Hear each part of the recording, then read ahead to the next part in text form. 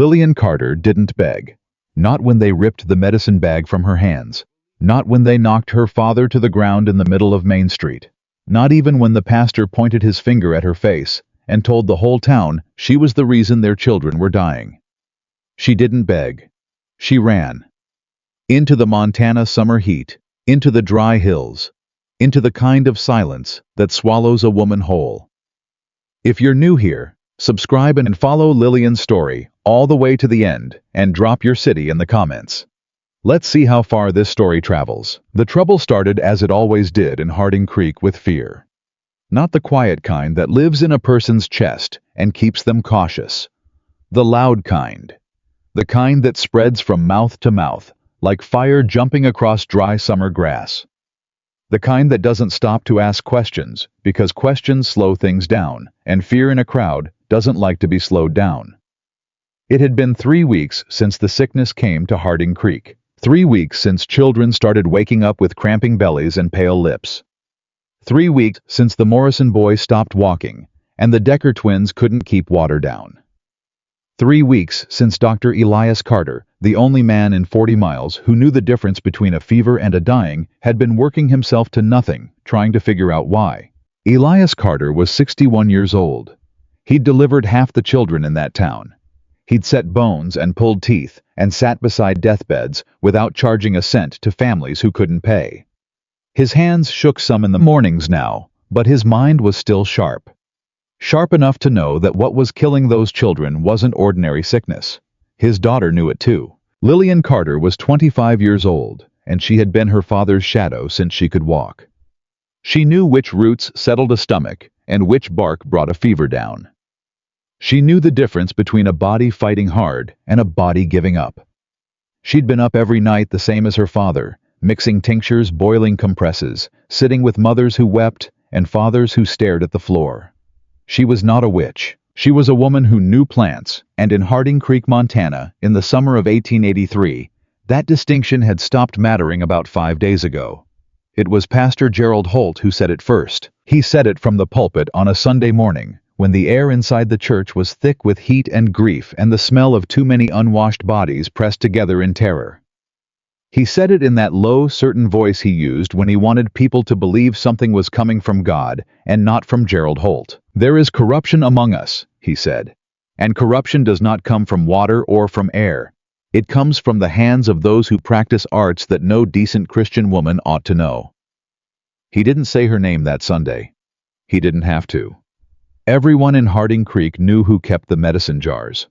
Everyone knew whose lantern burned past midnight. Everyone knew who walked the ridgeline gathering things that grew wild when a sensible woman ought to be inside. By Monday morning, 3 families had stopped allowing Lillian through their doors. By Wednesday, 2 men had pulled Elias Carter aside and told him in voices they meant to sound kind that maybe his daughter ought to stay home for a while. Give people time to calm down. Elias Carter had looked at both of them and said quietly, "My daughter is the only reason the Morrison boy is still breathing." That didn't help. On Thursday it got worse. 2 more children took sick, the Fletcher girl and the youngest of the Abernathy sons, and by Thursday afternoon a crowd had gathered in front of the Carter house. Not a violent crowd yet, just people standing and talking in low voices and looking at the front door with eyes that had already made up their minds. Lillian watched them from the window. "Papa," she said, "we need to talk about what happens if this gets worse." Elias was at the table, bent over his notes, squinting at columns of symptoms he'd been tracking since the first child fell ill. "It won't get worse," he said, but his voice had the particular flatness of a man saying something he doesn't quite believe. "They're already at the door." "They're scared. Scared people stand in the street. It doesn't mean—" "Papa." She turned from the window and looked at him. "It means exactly what it looks like." He lifted his head. He looked at his daughter, at the steadiness in her eyes, that same steadiness her mother had carried, the kind that wasn't born from peace, but from having already thought through the worst possibility and made peace with it, and something in his chest gave a quiet, terrible drop. "I'm not going to let anything happen to you," he said. "I know you believe that," Lillian said. "I need you to also believe that you might not have a choice." The crowd was still there when the sun went down, but it was bigger now and different. The quiet families had gone home. The ones who stayed were louder. Someone had built a small fire at the edge of the street, which made no sense in the July heat, except as a statement. Lillian could hear them through the walls. She heard Pastor Holt's voice rising above the others, that same smooth pulpit cadence, steady as a man reading from Scripture. She couldn't make out all the words. She caught enough. Medicine that poisons. Devil's garden. Our children deserve better. She was packing her bag when she heard the first thud against the front door. Not a knock. A fist. The flat, heavy kind that meant something different from a person who wanted to talk. Her father was on his feet before she could move. "Stay back," he said. "Papa." "Lillian, I said stay back." He opened the door. The crowd had come up the steps. Pastor Holt stood in the front, flanked by Marcus Webb, the man who ran the general store, and had smiled at Lillian every time she came in for supplies for 4 years, and at least a dozen others, whose faces she recognized, whose names she knew, whose sick children she had sat beside in the dark. Elias. The pastor's voice was almost gentle. "We need to talk about your daughter." "There's nothing to talk about," her father said. "Lillian has treated every sick child in this town with everything she knows. If you have a complaint about that, you can file it with the county medical. She poisoned them." This came from a woman in the back, Berta Decker, whose twins had been the second and third children to fall ill. Her voice cracked down the middle like a piece of green wood. "She came into my house, she touched my girls, and 2 days later they were sick." "Berta," Elias said, and his voice was very careful. "Your girls were sick before Lillian came. That's why you sent for us. She made it worse." "That is not what happened. Then why are they still not better?" Berta's voice broke fully now, not with anger, but with the rawness underneath the anger. The sheer, exhausted terror of a mother who had been watching her children suffer for 3 weeks, and needed somewhere to put it. "Why are my girls still lying in that bed? Why won't they eat? You tell me, Dr. Carter. You tell me what your daughter did to fix it, because I'm not seeing it." The crowd pushed closer. Elias stepped into the doorway, trying to hold the threshold, trying to hold the space between his daughter and whatever was coming. But there were too many of them, and the push wasn't aggressive. Yet, it was just the press of bodies that happens when a crowd doesn't feel like waiting anymore. Marcus Webb reached over Elias's shoulder and grabbed the nearest thing, a jar of dried chamomile sitting on the table just inside the door, and threw it into the street. "That's enough," Elias said, his voice going sharp. "You will not." "That's enough," Marcus Webb said right over him, and he stepped through the door. Lillian moved. She put herself between Marcus Webb and her father's medicine cabinet, her arms out to the sides, her chin up. She was 5 feet 4 inches tall, and Marcus Webb was a large man with large hands, and something ugly had gotten into his eyes in the last 10 seconds. But she held her ground. "Get out of this house," she said. Her voice was level. "Get out right now." "Miss Carter," he said, and his tone had a mocking softness that was worse than anger. "Nobody in this town wants you here anymore. Surely you can understand that." "I understand that you are standing in my father's house uninvited, and you are going to leave it." "Lillian," her father's hand on her arm. "Lillian, don't." Marcus Webb grabbed the medicine cabinet. It came down hard. Glass shattering, dried herbs, scattering across the floor. 20 years of Elias Carter's careful work turned into debris in 4 seconds. Someone behind Marcus Webb cheered, and that sound of people cheering the destruction of something her father had built his life around was the thing that cracked something open in Lillian's chest that she couldn't close back up. She stepped forward. She grabbed Marcus Webb's arm. "You have no right," she said. Her voice was very quiet now and very cold. "You have no right to do this. You want to be afraid, go ahead and be afraid. But do not stand in this house and destroy what good men built, because you are too frightened to think straight." He shook her off. Her father caught her. And then the crowd came through the door. It was Marcus Webb who hit her father. She would never be entirely sure whether he meant to. She was almost certain it didn't matter. Her father went down hard, catching the doorframe on his way, and the sound of it bone on wood went through Lillian like a blade. she screamed. The crowd pulled her back.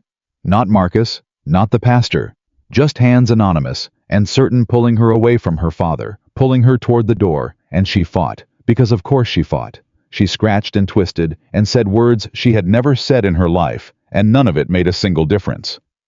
They dragged her out into the July heat. The dust of Main Street hit her feet, and she stumbled, and someone's hand pushed her hard between the shoulder blades, and she went down on one knee and came back up immediately because she was not going to give them the image of her on the ground. "Get out of this town," Pastor Holt said. He was standing on the steps. His voice was still that terrible pastoral calm. "Get out and don't come back, and we will let your father be. My father needs a doctor. Your father needs to understand what happens when you raise a child wrong." He paused. He let that land. "Go, Miss Carter, while we're still feeling charitable." She looked at the crowd. She looked at their faces, some flushed with anger, some pale with it, some who couldn't meet her eyes at all, some who looked sick at themselves but weren't moving, weren't speaking, weren't stopping a single thing that was happening. She looked for one person willing to say this is wrong. She found none. She turned and she walked. She did not run until she cleared the edge of town. Then she ran. The dry summer heat hit her like a wall. July in Montana. Hill country was not the slow baking heat of the flatlands. It was sharp and close, and it smelled like pine resin and dry grass and the particular dusty heat of an afternoon that hadn't rained in 6 weeks. The ground was hard under her feet. The sun was already starting its tilt toward the west, which meant she had maybe 4 hours of daylight. She had her satchel. She'd grabbed it when the crowd first pressed in some deep, practical instinct that she was grateful for now. And inside it were the things she'd learned to keep close after the first week of tension in town. A small knife. A paper-wrapped packet of dried willow bark. A box of matches. Her father's field journal. 40 cents. She ran until the town was behind her and the trees were around her, and she could no longer hear the crowd. And then she stopped against the trunk of a ponderosa pine and pressed her back to it and breathed. Her hands were shaking. She pressed them flat against the rough bark until they stopped. "Think," she told herself. "Think like Papa taught you. Don't feel right now. Feel later. Think now." She was on the eastern ridgeline above Harding Creek. Below her to the west was the town. To the north, another 6 miles up the mountain, was the old government survey road that hadn't been maintained in years. To the east, she'd heard from trappers and supply riders who came through, there was a lumber operation up the far ridge. Maybe 12 miles, maybe more. She'd never been there. She had no particular reason to go there. She had no other direction. She started walking east. John. She heard the horses before she saw them. 2 of them. Moving fast on the dry ground coming up from the south on the old cattle trail she'd been following for the last hour. She didn't wait to see who was riding them. She moved into the tree line and went still and let the sound of her own heartbeat get loud in her ears and waited. The riders came around the bend in the trail, and she recognized both of them. Cole Abernathy, whose youngest boy had taken sick 3 days ago. And beside him, a man she knew only as Garrett worked for Marcus Webb's brother, kept to himself, had never said more than 10 words to her in his life. They were moving with purpose. They were moving the way people move when they are looking for something specific. Lillian pressed herself behind a boulder and didn't breathe. "She can't have gone far," Cole Abernathy said. "She's on foot," Garrett said. "We'll find her before dark. Pastor wants her brought back to the square." "Brought back?" Garrett's voice was flat. "Is that what he said?" A pause. "Brought back," Cole Abernathy said again, in a tone that answered the question Garrett hadn't quite asked. They rode past. Lillian waited until the sound of hooves had gone completely, and then she changed direction. She moved off the trail and into the rough ground between the trees where horses couldn't follow easily, and a person on foot could move faster than riders who had to pick around the deadfall and granite outcrops that covered the eastern face of the ridge. She moved north. She moved fast. And when the storm came up, that particular kind of dry mountain summer storm that builds in an hour and breaks without mercy, she was already 2 miles off. Any trail she knew in country, she'd never crossed with the temperature dropping 10 degrees in 20 minutes and lightning starting to crack down across the ridgeline to the west. She kept moving. She kept moving until her legs went out. She didn't remember falling. She remembered the ground rising up too fast. She remembered her hands not catching in time. She remembered the particular sensation of realizing with absolute clarity that her body was done, regardless of what her mind wanted from it. The way a lamp goes out, not gradually, but all at once when the oil is finally completely gone. She was lying on her side on a slope of dry pine needles. The storm was directly overhead now. The thunder was rolling and close, and the lightning had that flat white quality that meant it was striking nearby. The air smelled like heat and rain that hadn't reached the ground yet, and something metallic that might have been the storm, or might have been the inside of her own exhausted skull. She was not going to get up. She understood this with the same plain clarity she used to understand everything her body told her. She'd pushed it past the limit, and it had quit. She could lie here until the riders found her, or until the storm passed, and she found some reserve she didn't currently believe existed. She closed her eyes. She heard boots on dry pine needles, heavy, deliberate, not hurried. The kind of step that belongs to someone who is accustomed to moving through rough terrain and has no particular interest in making noise about it. She opened her eyes. He was standing 8 feet away looking at her. She couldn't make out much in the flat stormlight.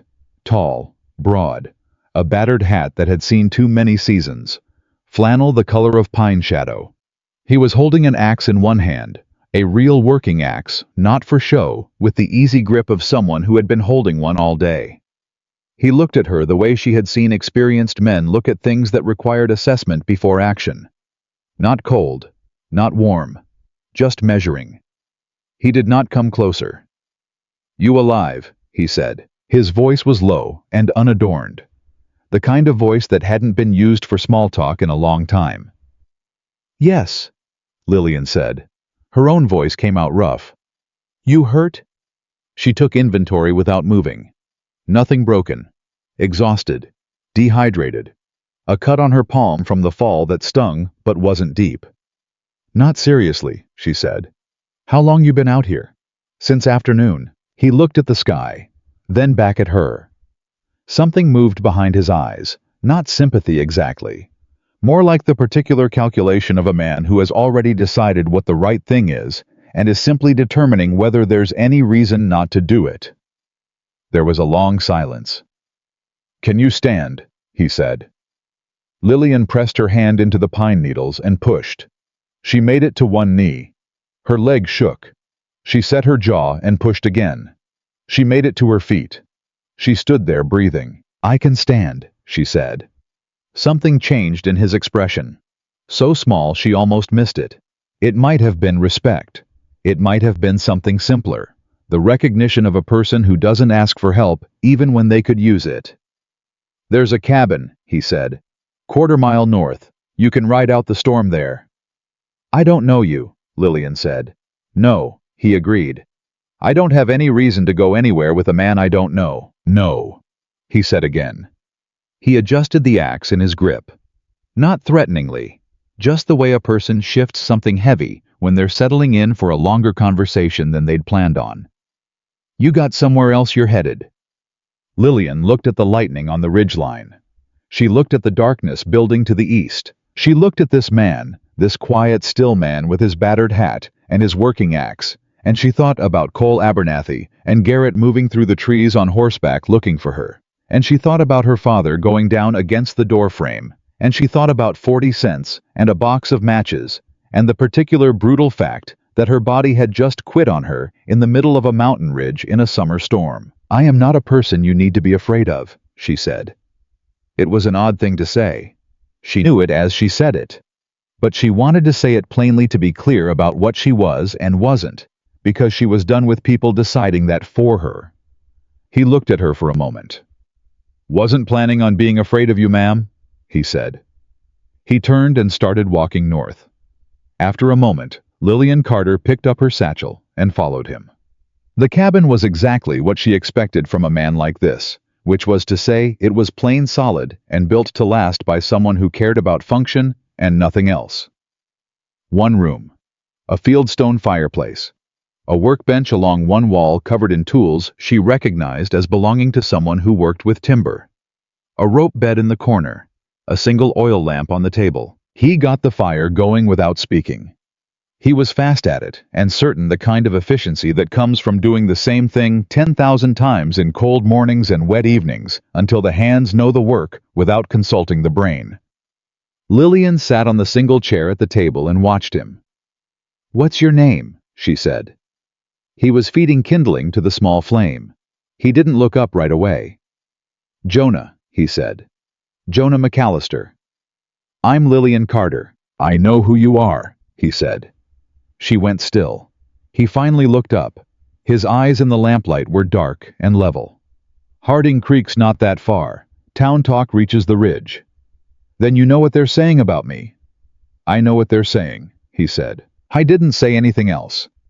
He turned back to the fire and laid 2 larger pieces of wood across the kindling and stood up and moved to the water bucket by the door, and Lillian waited for the rest of it, for the pointed look or the careful distance or the statement that he was glad to help her through the storm, but she'd need to be moving on come morning. And could she understand that, given the circumstances? "There's dried venison in the tin on the shelf," he said, "and water in the bucket. Help yourself."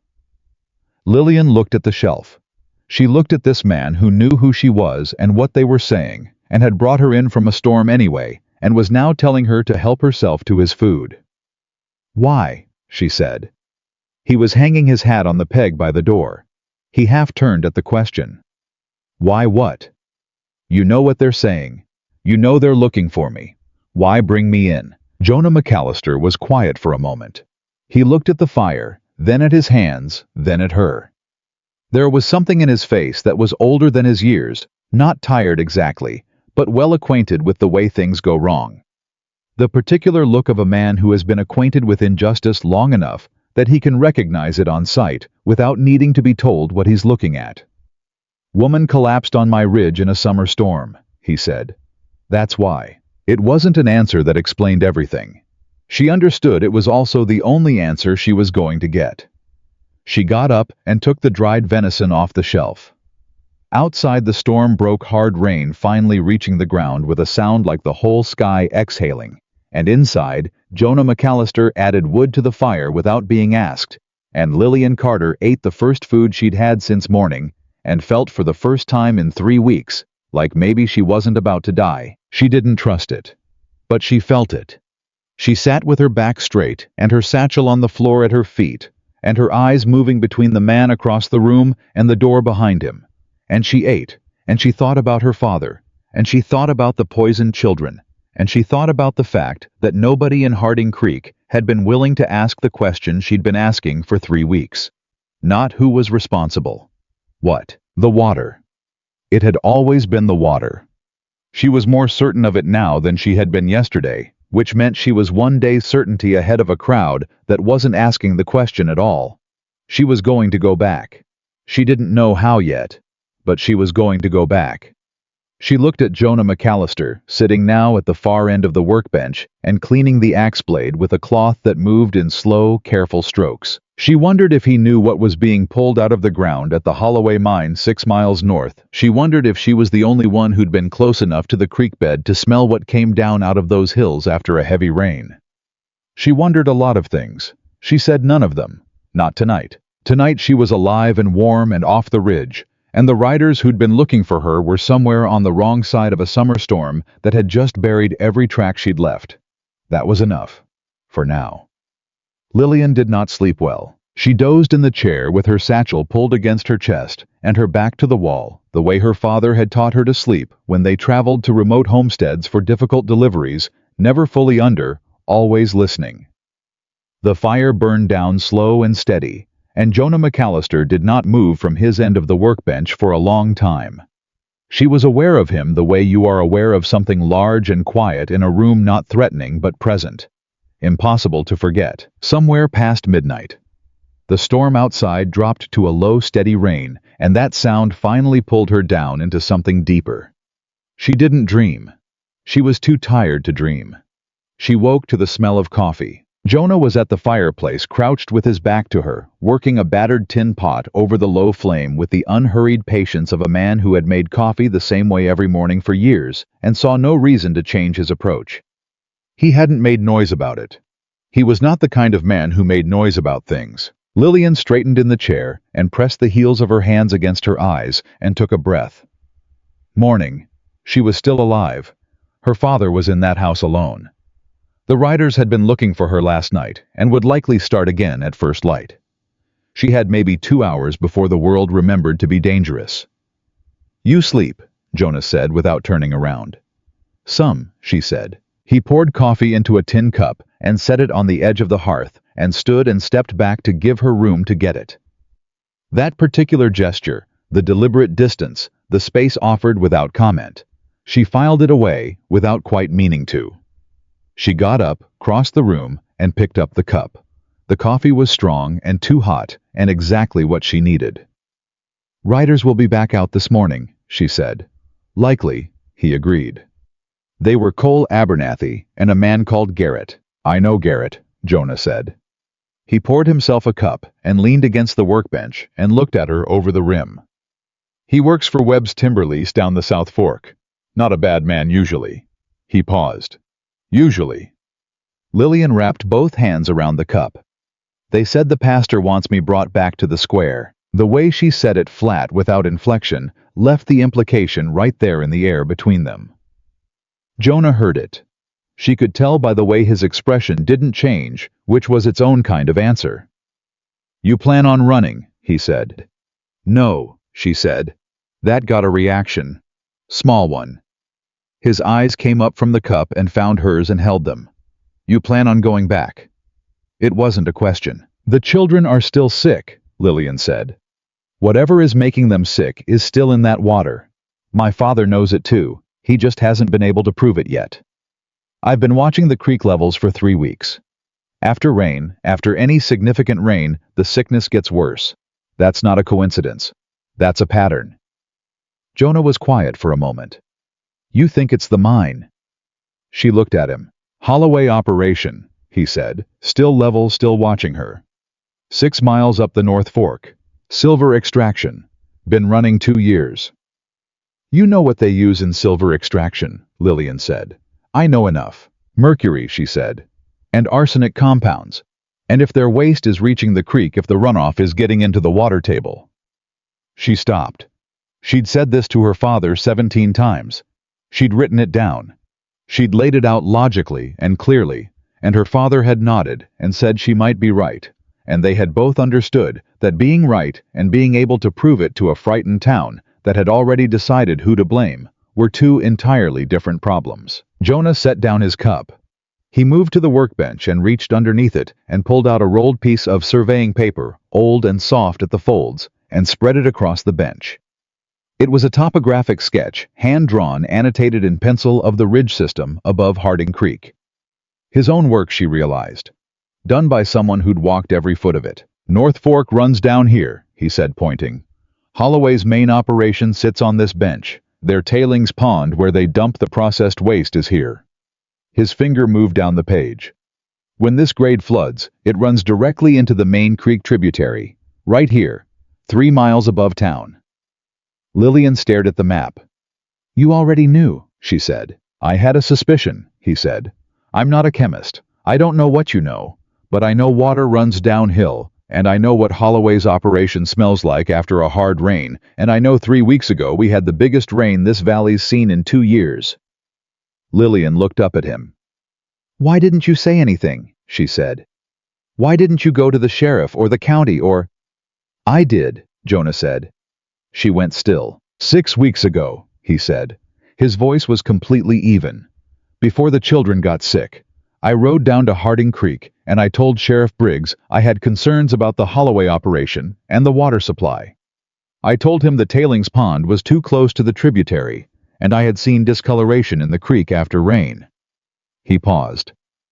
"Briggs told me the Holloway mine employs 40 men in a town of 200, and maybe I ought to mind my timber and let men who understood commerce make decisions about commerce." Lillian said nothing for a moment. "Briggs," she said. "Briggs takes a percentage of the Holloway lease fees. My father told me that 2 years ago." "That would explain a few things," Jonah said. "That would explain everything," she said. They stood on opposite sides of the workbench with the map between them and the morning coming gray and quiet through the single window. And Lillian felt something shift in her understanding of this situation.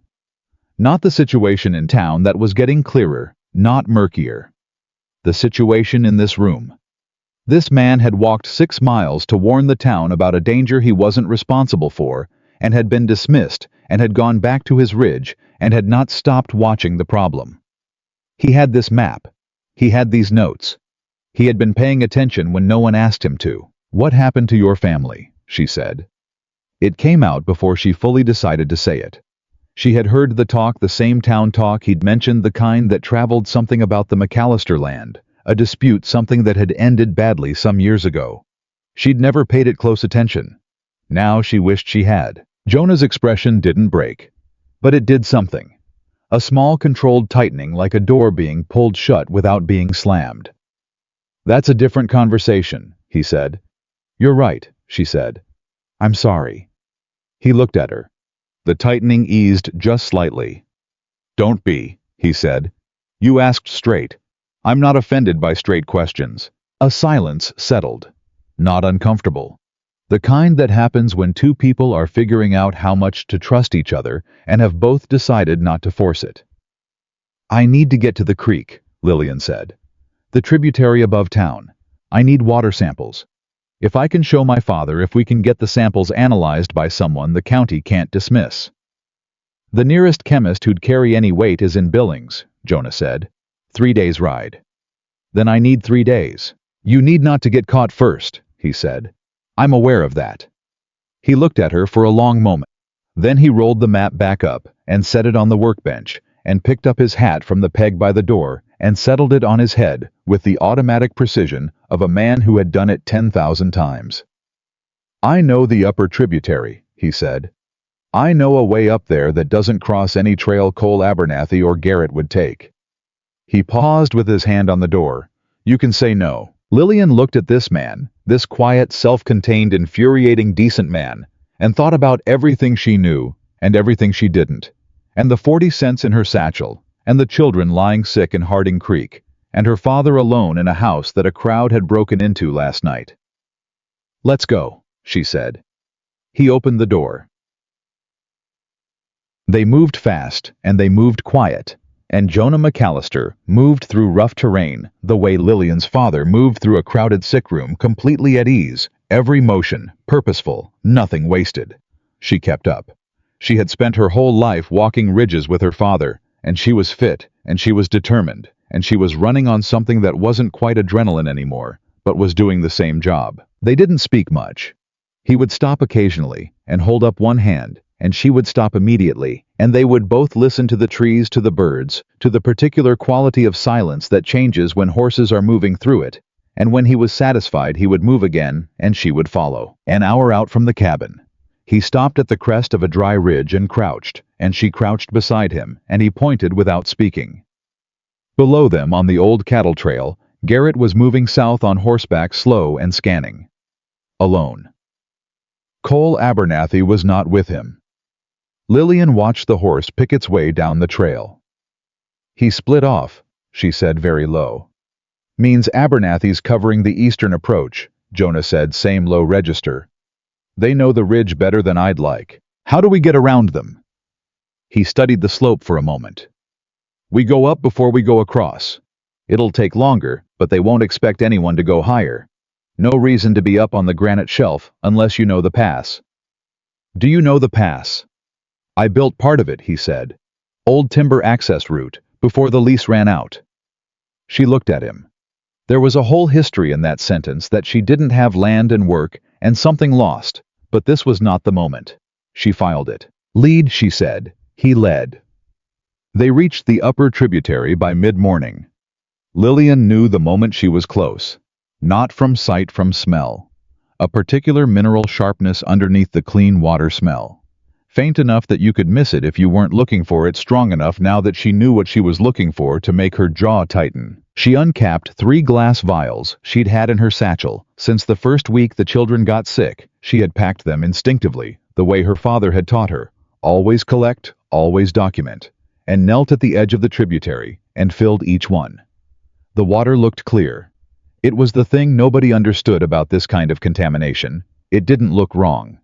It smelled faintly of metal after rain, and it killed children slowly, and it looked like any other mountain stream. She capped the vials and held one up. Clear, Jonah said from behind her. Arsenic is odorless and colorless in solution, she said. Mercury compounds at low concentration present the same way. You cannot see what's wrong with this water. That's the problem. That's always been the problem. She wrapped the vials carefully in the cloth she kept for them and placed them in the inner pocket of her satchel. This is why they think I did something. Because they can't see anything wrong, so it must be something invisible, and the only invisible things they know to blame are the ones their pastor preaches about. Jonah crouched beside her at the creek's edge. He looked at the water. You think what's in these vials can stop them. I think what's in these vials can prove I didn't start this, Lillian said. What happens after that? She stopped. She looked across the creek up the slope toward the Holloway operation that sat on its rock bench above them, invisible from here, but present in every way that mattered. Proving the source is different from stopping it. Holloway's mine has the sheriff, the county lease fees, and 40 men's paychecks behind it. Evidence isn't always enough. No, Jonah agreed. It isn't. Something in the way. He said it, that particular flatness. The voice of a man who had already learned this lesson the hard way made her look at him. Tell me about your land, she said. He was quiet for long enough that she thought he was going to decline again. Then he said, McAllister Range ran 400 acres up the South Fork. My father homesteaded it in '61. Good timber, good water, decent pasture on the lower benches. When he died, I took it on. Ran it 8 years. What happened? Holloway happened, Jonah said. Not the mine, the man. Thomas Holloway wanted the South Fork access for his ore road. I said no. He went to the county land office with a surveyor who found an error in my father's original filing. 22 feet off the eastern boundary, enough to invalidate the claim under the new filing rules. He paused. I fought it for 2 years. I had a lawyer in Billings who believed me. It cost me everything I'd saved, and it didn't matter because Holloway had the county judge. Lillian said nothing. My mother died while I was fighting it, he said. She'd been living on the property. After the eviction, she went to stay with my sister in Helena. She died 4 months later. Whether the eviction had anything to do with that? He stopped. He picked up a small stone from the creek bed and turned it over in his fingers once and set it back down. I never stopped believing it did. Lillian sat back on her heels and looked at this man and thought about what it cost someone to say that, to say the plain, honest, devastating truth of it, to a near stranger without drama, without self-pity, in the same level voice you'd use to describe weather. You came back here, she said. I know these mountains, he said. Didn't have anywhere else that made sense to be. He stood up. And I thought maybe staying close meant I might be able to do something about Holloway eventually, even if I didn't know what. He looked at her satchel. She looked at the vials inside it. The same understanding passed between them without being spoken. They had been circling the same problem from different sides for years. He from the land, she from the water. Both of them running into the same wall, and now they were standing on the same creek bank with what might be the first piece of actual evidence that the wall had a crack in it. We need to get these to Billings, Lillian said. I know a man who runs supply between here and the rail station at Crow Creek, Jonah said. Honest man, he owes me a favor that's been standing for 3 years. If anyone can carry a package to Billings without being stopped and questioned, it's him. And my father, she said. I need to know my father is safe. Jonah's expression did something complicated. Going back into Harding Creek right now. I'm not going back into town, she said. But someone needs to reach my father. Someone needs to let him know I'm alive, and that I have evidence, and that he shouldn't. She pressed her lips together. My father is the kind of man who will walk back into that crowd alone if he thinks it will help me. I need him to know I'm not helpless. Jonah was quiet for a moment. Then, I know a woman who lives on the west side of town. Ruth Kavanaugh. Widow. Not part of any of the mob business last night, she wouldn't be. She's known Elias Carter for 15 years. He looked at Lillian. I can get a message to her. She'll find a way to reach your father. You'd do that. I'd do that, he said. She looked at him for a moment. really looked at him. Not assessing threat, or calculating distance, or measuring how much trust was safe, but actually seeing the man in front of her. The steady hands, the old hat, the particular quality of stillness that came not from passivity, but from a man who had been hurt by the world and had decided deliberately not to let that make him smaller. "Jonah," she said. He looked at her. "Why?" she said. Not like last night. Not a challenge. A real question. He understood the difference. She could tell because he took it seriously. He looked at the creek for a moment, at the water that looked clean, and wasn't at the mountains above them, where a man who had taken his family's land sat in a mine office counting silver. "Because I've been watching this thing build from this ridge for 2 years," he said. "And I've been telling myself I was waiting for the right moment, or the right proof, or the right something. But I think mostly I was waiting for something worth fighting for again." He paused. "That's not your responsibility. I know that. You didn't come here to give me a reason." "No," Lillian said. "I came here because my legs gave out on your ridge in a storm." The corner of his mouth moved. So small, but it was there. "That too," he said. They were 200 yards back from the tributary, moving southeast toward the pass, when Jonah stopped. He stopped the way animals stop. No announcement, no hesitation. A full and immediate halt that communicated something had changed before the brain had finished processing what. Lillian stopped beside him. She heard it 3 seconds later. Voices, moving up the slope from the east. Not trying to be quiet. She counted at least 3, maybe 4. Not Garrett. Garrett had been moving south last she saw. Someone else. Jonah turned his head and looked at her, and his eyes said something very specific, and she gave the smallest nod, because she understood it. "Stay behind me. Stay close. Stay quiet." And they moved off the path and into the rocks, and she pressed herself flat against a granite face that was still warm from the morning sun, and she breathed through her nose, and she did not make a sound. The voices got closer. She recognized the second one. Marcus Webb. She had not expected Marcus Webb to be on this ridge. Marcus Webb ran a general store. Marcus Webb threw medicine jars against floors and hit old doctors in doorways. Marcus Webb did not climb mountain ridges in the morning heat. But Marcus Webb was here, and he was talking to someone she didn't recognize, and what he was saying made her blood go cold in a way that had nothing to do with the temperature. "Doesn't matter if they find the girl," he was saying. "Carter's the problem. Carter's the one who can actually—" The voice dropped. She lost it.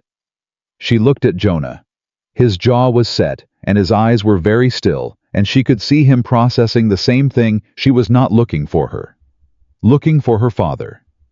She had been wrong about what she was running from. They weren't trying to silence her. They were trying to get to Elias Carter before she could, and she had left him alone in that house. She pushed off the granite. Jonah's hand closed around her wrist, not rough, but certain, immovable, the grip of a man who has made a decision. She turned to him, and his eyes said not yet, and she said nothing, and they waited while Marcus Webb and his companion moved through the rocks 30 feet above them and kept going west, not finding them, not looking in the right direction. The voices faded. Jonah released her wrist. She was already moving. "We go to town," she said, very low, very flat. "Lillian. They're going to my father." She looked at him. "You told me Ruth Kavanaugh is on the west side of town. Is there a way in that avoids the main street?" His face did several things in quick succession. She watched him calculate risk versus outcome, what he could control versus what he couldn't. And she watched him arrive at the same place she'd already arrived, because there was only one place to arrive at. "There's a way," he said. "But if we run into Abernathy, then we deal with Abernathy," she said. "Is there a way or isn't there?" He looked at her. "There's a way," he said. She turned east. "Then stop explaining it," she said, "and take me there." Jonah knew a way into the west side of Harding Creek that followed the old irrigation ditch line, a shallow trench dug 15 years ago by a farmer who'd gone broke before he finished it, running along the back edge of the property lots where nobody built fences because nobody thought the ditch was worth fencing. It wasn't a secret route. It was just one that nobody used because nobody had a reason to, unless they were trying to move through the edge of a town without being seen on the main street. Lillian did not ask how he knew it. She was starting to understand that Jonah McAllister knew a great deal about this valley that he'd accumulated quietly. The way a man accumulates things when he has time and no one to talk to, and a particular reason to pay close attention to his surroundings. He'd been watching Harding Creek from that ridge for 2 years. He'd mapped the watershed. He'd walked to the sheriff's office and been turned away. And then he'd gone back up the mountain and kept watching. She understood that kind of watching. She'd been doing a version of it herself every time she sat with a sick child and wrote down symptoms in the margins of her father's journal and thought, "This is not random. This is a pattern, and patterns have sources." They moved fast. The July heat was up full now, the kind that pressed down from above and radiated back up from the baked ground, and the dry grass along the ditch line crackled under their feet. Jonah set a pace that was just short of a run, and she matched it without complaint. Her legs had recovered from last night. Fear was doing the rest of the work. She kept thinking about what Marcus Webb had said on the ridge. Carter's the problem. Carter's the one who can actually what? Actually prove it. Actually testify. Actually stand in front of a county judge and say what he'd seen in 3 weeks of treating poisoned children and make it stick in a way that a frightened 25-year-old woman accused of witchcraft never could. They weren't afraid of her. They were afraid of her father. And she had left him alone. She pushed the thought down and moved faster.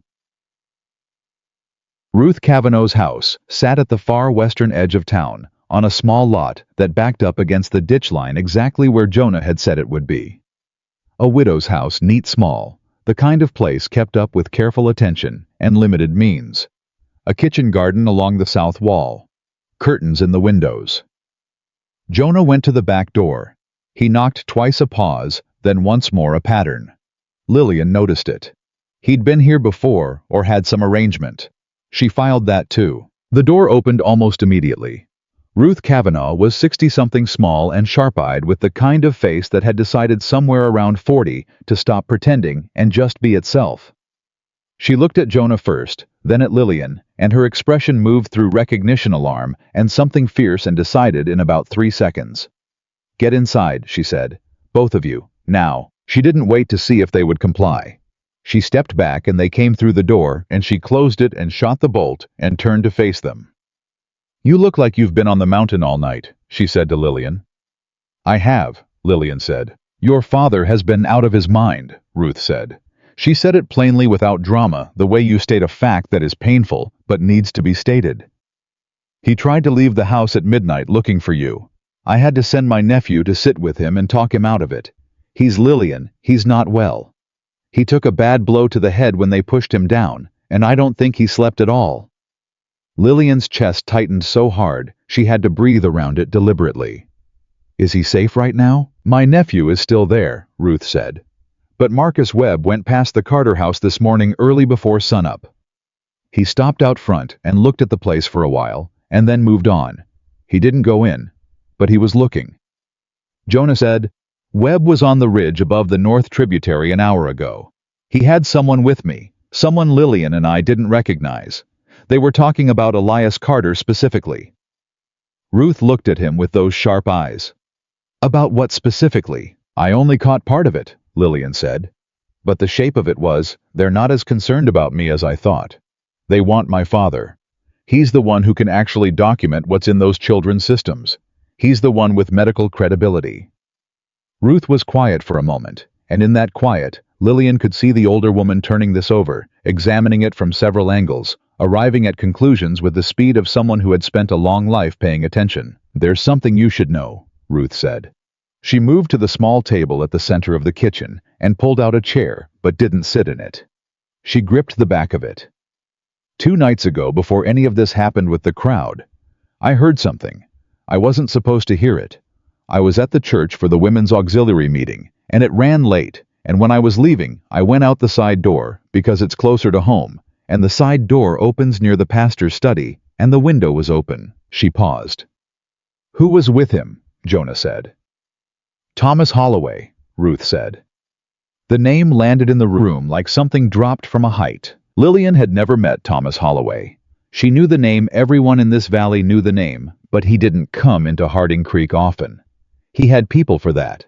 He had Sheriff Briggs, and he had the county lease arrangements, and he had Marcus Webb apparently, and he had the 40 jobs that meant 40 families who needed to believe the mine was not the problem, because the mine was the only reason they were eating. "What did they say?" Lillian said. Ruth's grip on the chair back tightened. "Holloway said, and I'm going to give you his exact words because I stood in that hallway for 10 minutes, making sure I had them right," he said. "The doctor is the only credible voice in this valley, and if he puts his name on a document claiming the mine is responsible for those children, I will lose this operation. We need him quiet, or we need him gone." The kitchen went completely still. "And the pastor?" Jonah's voice was very controlled. "The pastor said leave that to me." Lillian sat down. Not because she planned to. Her legs made the decision, and she followed. She sat in Ruth's kitchen chair and put her hands flat on the table and breathed with the deliberate steadiness of a woman who could not afford to fall apart right now. Not even for 30 seconds, because falling apart took time she didn't have. They had planned this. Before the crowd. Before the mob came to the door. The mob had not been spontaneous, it had been assembled. The pastor had stood at that pulpit on Sunday and said the words because Thomas Holloway had told him to, because Elias Carter had gotten too close to the truth about the water, and someone with a great deal to lose had decided to move first. They had used a frightened town like a tool. And it had worked. "Jonah," she said. Her voice was steady. She was proud of that. "The vials are still safe." He touched the inside of his coat where she'd watched him put them when they'd left the tributary. "Safe," he said. "Ruth." She looked at the older woman. "I need to get to my father. Not through the front, I know I can't go through the front. But I need to see him. 10 minutes. Enough time to tell him what we know and make sure he understands what's at stake." "Lillian, if they see you in this town, they're going to see me in this town eventually," Lillian said. "I'm not disappearing. I refuse to disappear. But right now, I need 10 minutes with my father before Marcus Webb or anyone else decides that quiet or gone means something that can't be undone." She held Ruth's eyes. "Please." Ruth looked at her for a long moment. Then she looked at Jonah. Jonah said nothing, which was its own kind of answer. Ruth let go of the chair back. "There's a connecting lot between my property and the Farrow place," she said. "Farrow's been empty since Spring family moved to Billings. The Carter house backs up against the Farrow lot on the north side.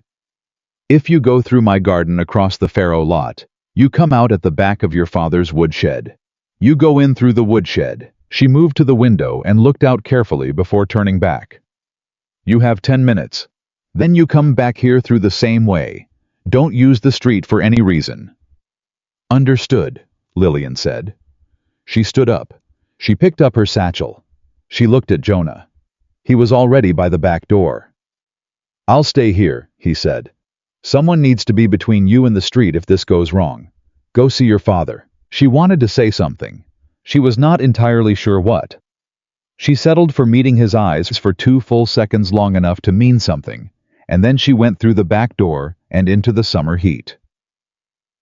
Her father looked 10 years older than he had 2 days ago. He was sitting at his desk when she came through the woodshed and into the back room, not working, not reading, just sitting with his hands on the desktop and his eyes on the middle distance, the way a person sits when they are too exhausted to sleep and too frightened to think, and all they can do is wait for something to change. There was a bruise along his left temple, dark and raised, and his collar was wrong, like he'd dressed and then forgotten about it. He looked up when she came through the door. He was on his feet before she finished closing it. "Lillian."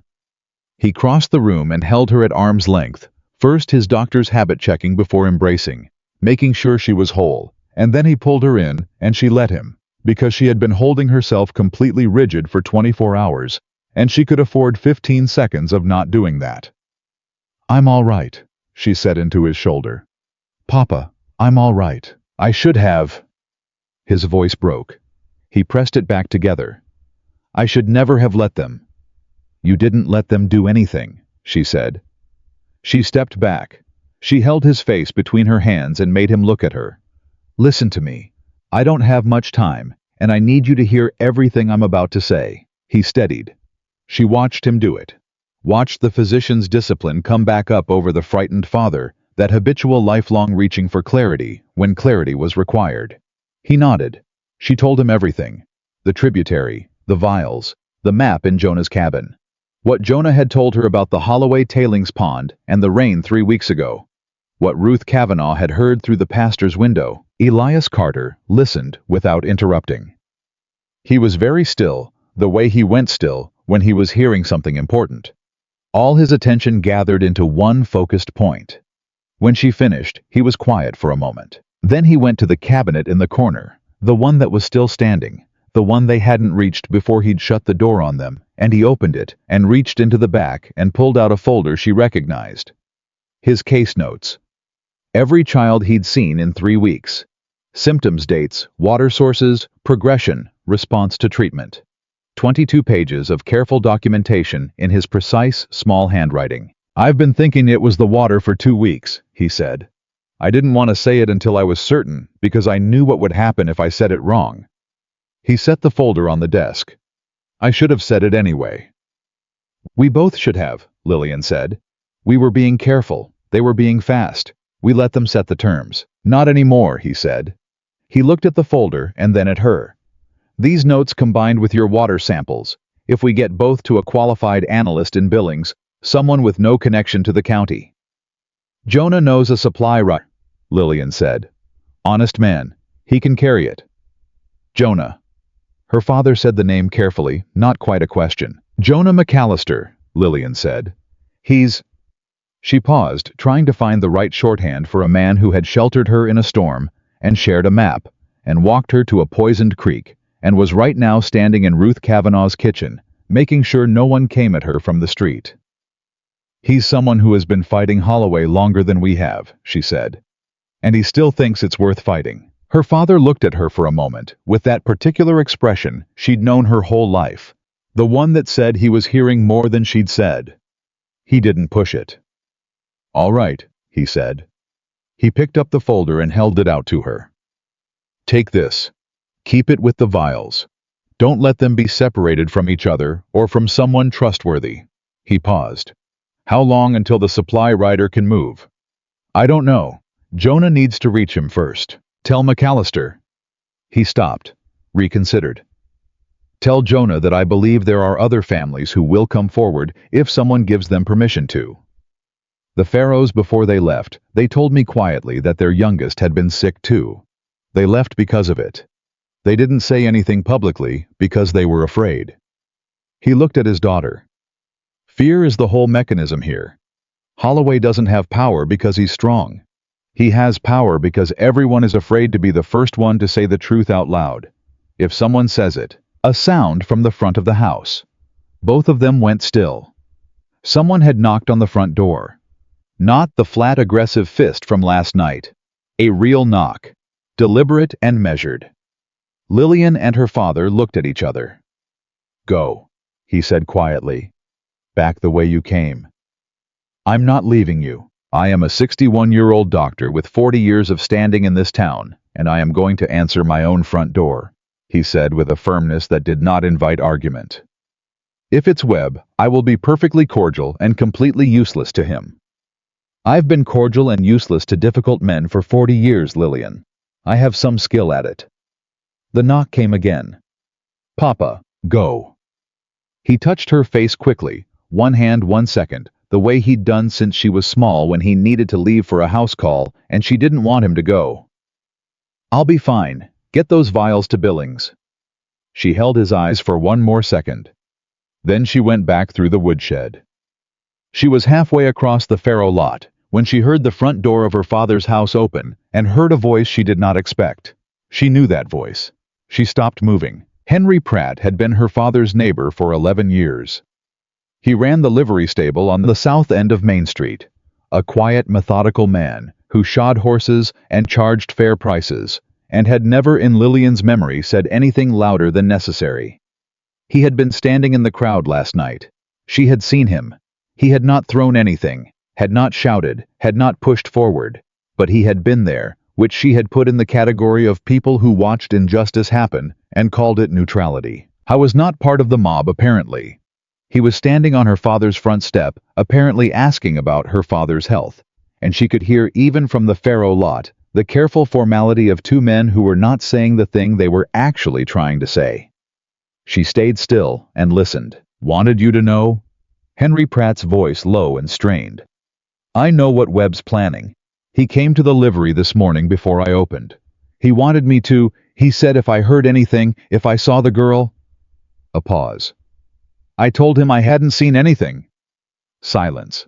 Her father's voice. "Henry, I know I should have said something last night." Henry Pratt's voice cracked on the last word. "I stood there. I know I stood there. I've been standing there since 6 o'clock this morning, trying to decide if I'm a man who does that or a man who does something different." "What has Webb planned?" her father said. Another pause. Longer. "He's going to the county office today," Henry said. "He's filing a complaint against your medical license. He's got 3 signatures already, I don't know whose. Claiming you've been practicing outside your licensed scope. Claiming your daughter administered treatments without certification." His voice dropped further. "It's not about the license, Dr. Carter. That's not the point. The point is that while you're responding to a licensing complaint, you're not talking to anyone at the county level about the mine." Lillian stood in the heat of the Pharaoh lot and felt the whole shape of it click into place with the cold precision of a well-made mechanism.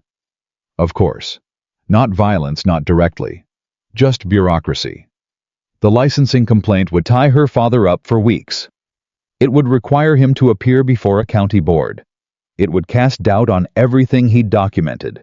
And while he was defending his reputation to a board that Holloway likely had influence over, the mine would keep running, and the water would keep poisoning, and eventually the children who were sick would either get better, as the sickness progressed to a level where their bodies either adapted or didn't, and either way, the moment would pass and the evidence would get older and less compelling, and Thomas Holloway would have won by simply making everything take longer than the truth could survive. She turned and went back to Ruth Kavanaugh's house. Jonah read her face when she came through the back door. He didn't ask. He waited. She told him about Henry Pratt. She told him about the licensing complaint and the timeline and what it meant. When she finished, Jonah said, "How long before Webb files?"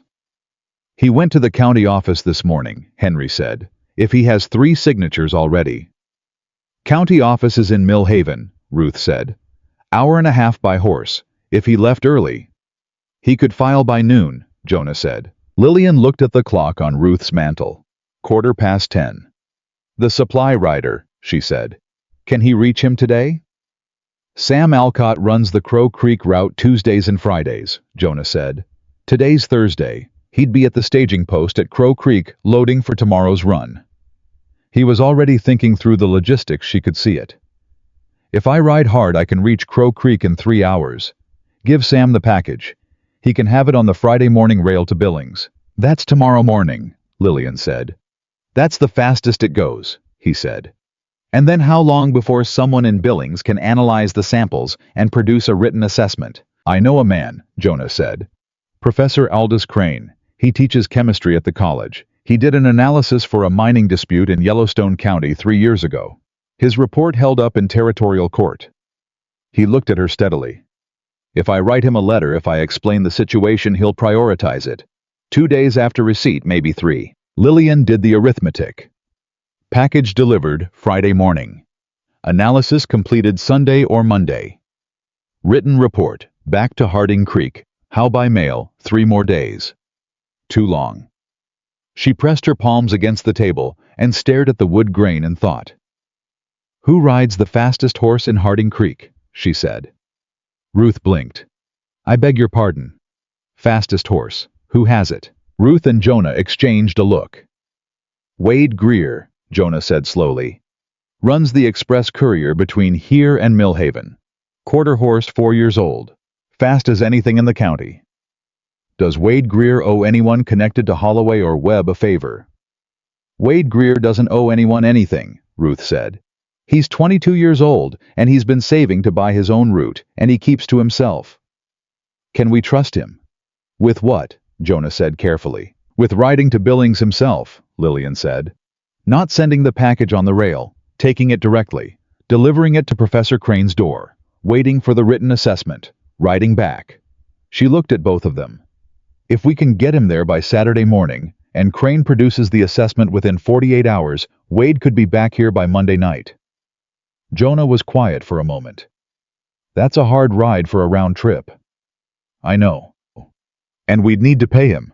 That kind of job. How much? Lillian said. Jonah thought. $20, maybe 25. Lillian opened her satchel. She had 40 cents. She looked up. Jonah reached inside his coat and pulled out a folded bill and set it on the table without comment.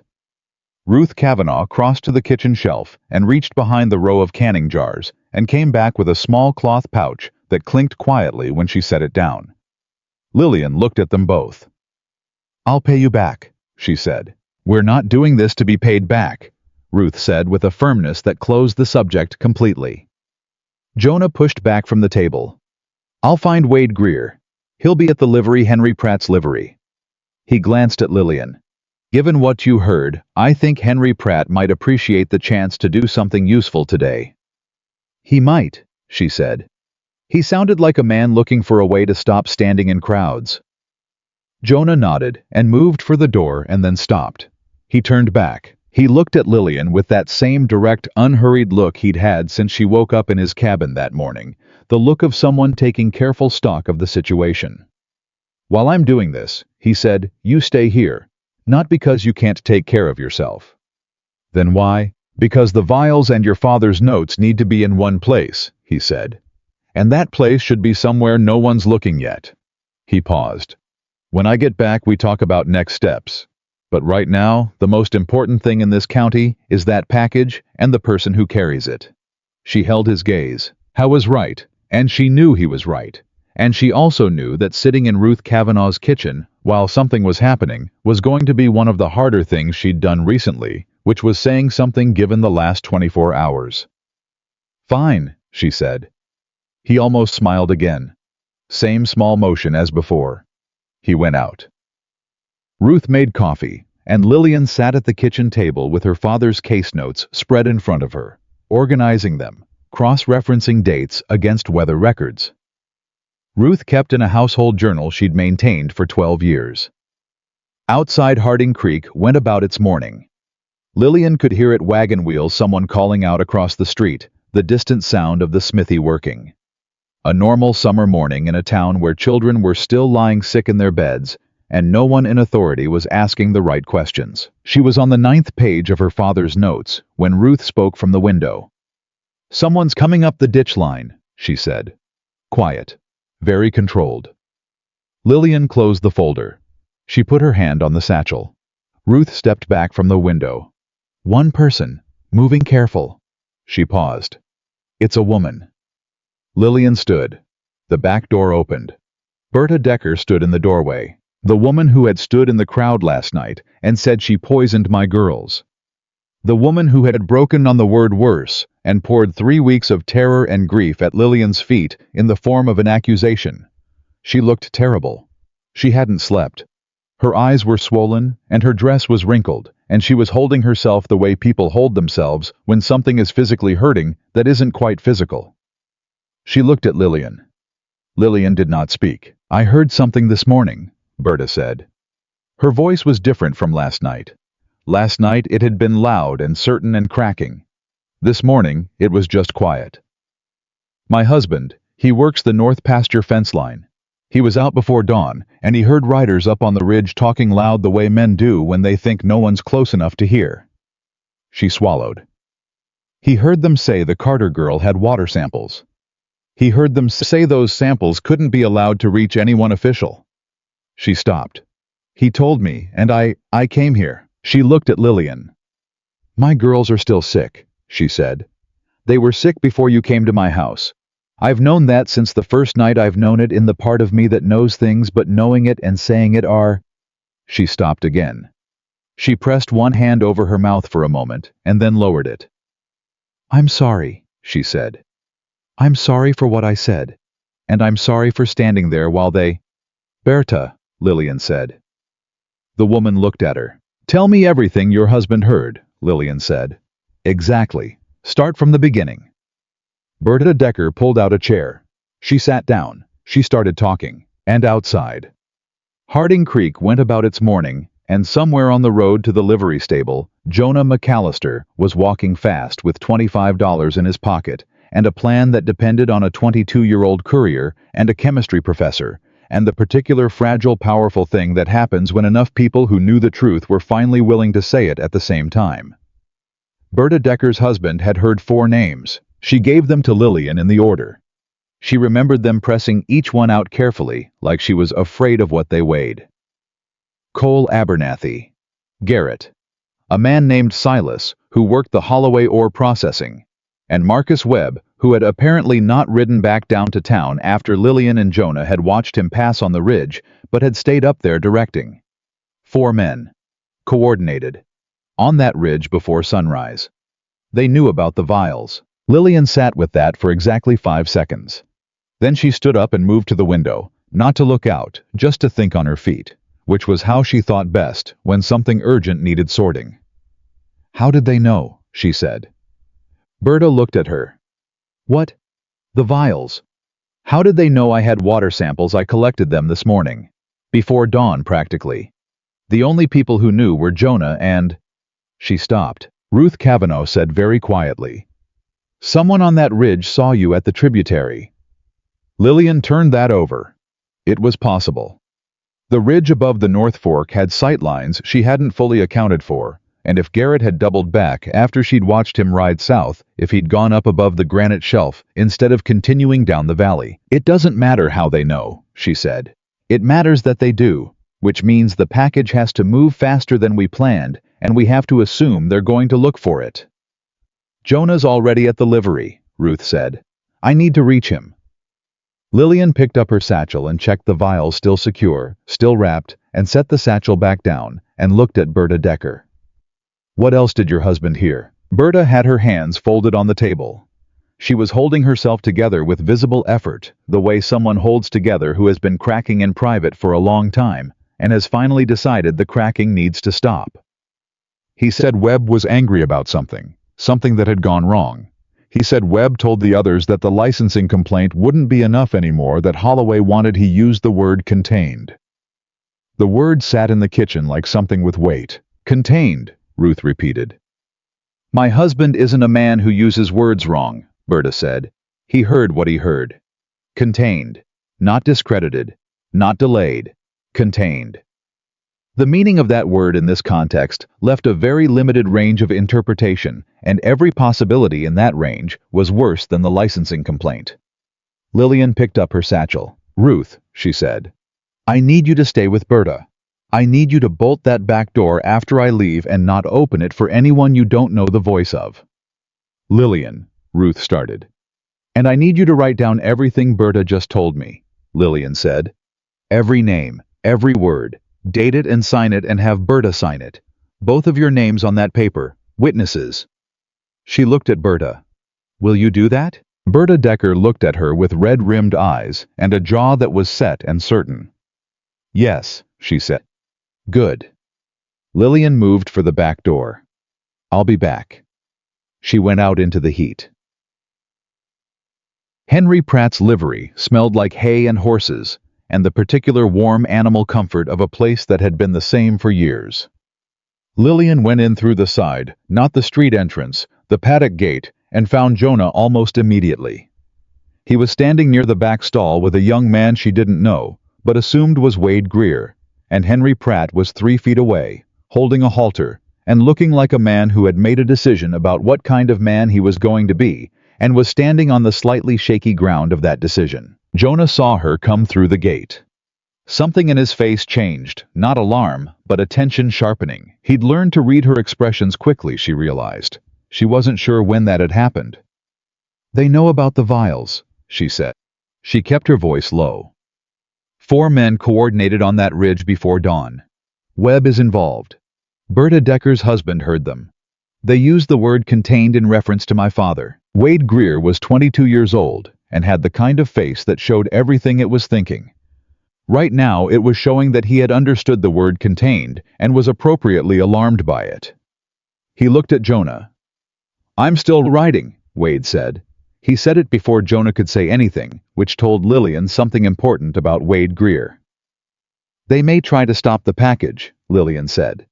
"If they know I have samples, and they know those samples could reach Billings." "They don't know it's me carrying it," Wade said.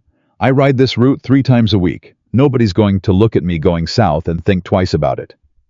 He paused. "Unless they know I've been talking to you." "They don't," Jonah said. "Not yet." "Then I leave now," Wade said. "Before that changes." Jonah looked at Lillian. She opened her satchel and took out the vials, all 3 each wrapped in cloth and her father's case notes folder, and wrapped everything together in the piece of oilcloth Ruth had given her and tied it with the cord from her satchel. She held it out to Wade Greer and looked him in the eyes when she did it. "Professor Aldous Crane," she said. "Chemistry Department, Billings College. You put it in his hands directly. No one else. You tell him it's water samples from Harding Creek, taken above the Holloway Mine tributary, and there are children sick in this town who need that analysis to mean something." Wade took the package. His hands were steady. "Yes, ma'am." "How fast can you ride?" "Fast enough," he said. "Then go," she said. He went. No ceremony about it. He saddled the quarter horse with the efficiency of someone who'd done it 1,000 times, swung up and was out the paddock gate and heading south before the dust from the stall had settled. Lillian watched him go.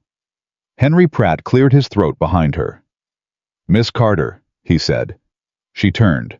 I was looking at this ground first, then made himself look up. He was a big man, Henry Pratt, and he was managing to look smaller than he was, which was its own kind of statement. "I want you to know I'm sorry for last night, for standing there." He stopped. "I told myself it wasn't my business. I've been telling myself that about a lot of things for a long time, and I'm tired of how that sounds in my own head." "Henry," Jonah said not unkindly. "There's going to be time for that conversation later. Right now I need to ask you something." Henry straightened. "Ask." "Webb filed that licensing complaint this morning," Jonah said. "He went to Millhaven himself, which means he's not in town right now." "How long is that ride?" "Hour and a half there," Henry said. "Another hour and a half back. If he stops to file and eat and talk," he thought, "he's back in Harding Creek by 2 o'clock at the earliest, maybe 3. Jonah looked at Lillian. "That gives us time." Time for what?" she said. "To talk to people," he said. "The right people. The ones who've been standing in crowds and hating themselves for it like Henry. The ones who know something and haven't said it yet." He held her gaze. "Berta Decker came to you. Henry came to your father. That's not nothing. That's the beginning of something if someone with credibility stands up in this town and gives people something to stand behind." "You mean my father," she said. "I mean both of you," he said. She looked at him. "Your father has the medical authority," Jonah said. "But you're the one they ran out of town. You're the one who went up that mountain and came back with evidence instead of grievances. That matters to people. It matters differently than a doctor's credentials. It matters in the way things matter when someone has been wronged and refuses to stay wronged." Lillian held that for a moment. Then she said, "We don't have the analysis yet. We sent the samples to Billings, but we don't have a written assessment. If I stand up in front of this town with nothing in my hand..." "You have your father's notes," Jonah said. "You have Berta Decker's testimony. You have what Ruth Kavanaugh heard through that window. And you have..." He reached inside his coat and brought out a folded paper she hadn't seen before. "A map of the Holloway Tailings Pond with documented distances to the water tributary, annotated with dates and rainfall measurements, signed by me." She stared at the paper. "You had that ready," she said. "I drew it 2 months ago," he said. "I've been waiting for someone to need it." She took the paper from him. She unfolded it. It was precise and clear and undeniable, the work of a man who had been building a case in silence on a mountain ridge for 2 years, waiting for the moment when the case could be heard. "Jonah," she said. "Ma'am." "Stop calling me ma'am." The corner of his mouth moved. "Old habit. Break it," she said. She folded the map back up and put it in her satchel. Let's go talk to people." They spent the next 2 hours moving through Harding Creek in a way that could not be called anything as formal as canvassing, but was exactly that. Not the main street, not the public spaces.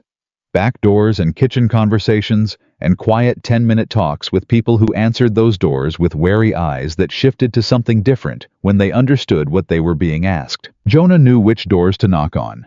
He'd been watching this town from his ridge, and he knew the way you know things about people when you observe them without being observed, who was troubled by what had happened, and who had already decided they were comfortable with it. He didn't waste time on the second group. Ada Morse, whose 9-year-old son had been sick for 2 weeks, let them in without hesitation. Her husband wasn't home. She sat them at her kitchen table and listened to Lillian with her hands pressed flat on her thighs and her eyes getting brighter and tighter as Lillian talked. And when Lillian finished, Ada said, "I knew it wasn't the doctor's girl. I knew it from the first week. My boy got worse after the big rain, and nobody could tell me why, but I knew it. I knew it."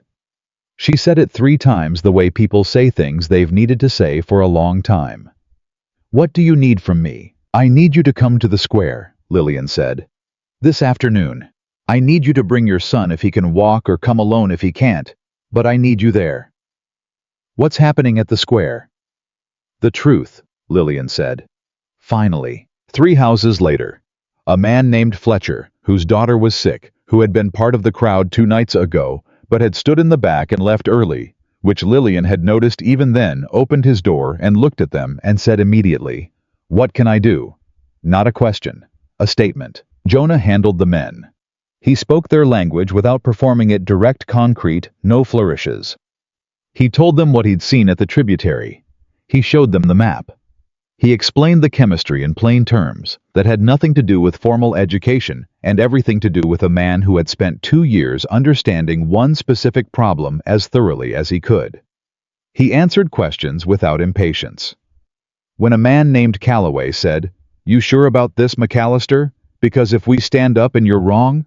Jonah looked at him and said, "I'm sure. I've been sure for 2 months. The question was whether anyone was ready to hear it." Calloway came. By the time they reached the 8th house, word had moved ahead of them. Harding Creek was a small town, and small towns breathe information. The way people breathe air, and the information moving through it now, was different from the information that had moved through it 2 nights ago. 2 nights ago, it had been fear and accusation, and the pastor's voice, and a crowd's momentum. Today, it was something quieter and more durable. Questions. Doubts. The particular underground current of people who had been frightened into doing something they weren't proud of and were looking for a reason to do differently. It wasn't unanimous. It wasn't close to unanimous. There were houses where doors stayed shut. There were people who looked through windows and didn't come to them. There were 3 men who told them plainly to leave, and 1 woman who said she'd pray for their souls and meant it as something other than comfort. Thomas Holloway had 40 jobs behind him, and the sheriff, and the county lease, and 2 years of being the biggest economic fact in Harding Creek. And you don't undo that in 2 hours, but you could begin to. They were on their way back to Ruth's house, when the thing Lillian had been half expecting since morning finally happened. Sheriff Briggs stepped out of the gap between the hardware store and the feed merchant, and put himself in their path with the kind of deliberate placement that makes clear it isn't accidental. How was a compact man, Briggs? Not tall. Not particularly imposing in the physical sense. But he had the sheriff's star, and he had the particular confidence of a man who had never in his professional life met a consequence he couldn't manage. And he looked at Lillian with that confidence fully engaged. "Miss Carter," he said, "I've been looking for you." "I imagine you have," Lillian said. She didn't stop moving until she was 3 feet from him, which was closer than he expected. She could see it in the slight shift of his posture. "I've been in town all morning, Sheriff. You might have found me earlier if you'd been looking on this side of the street." Briggs looked at Jonah.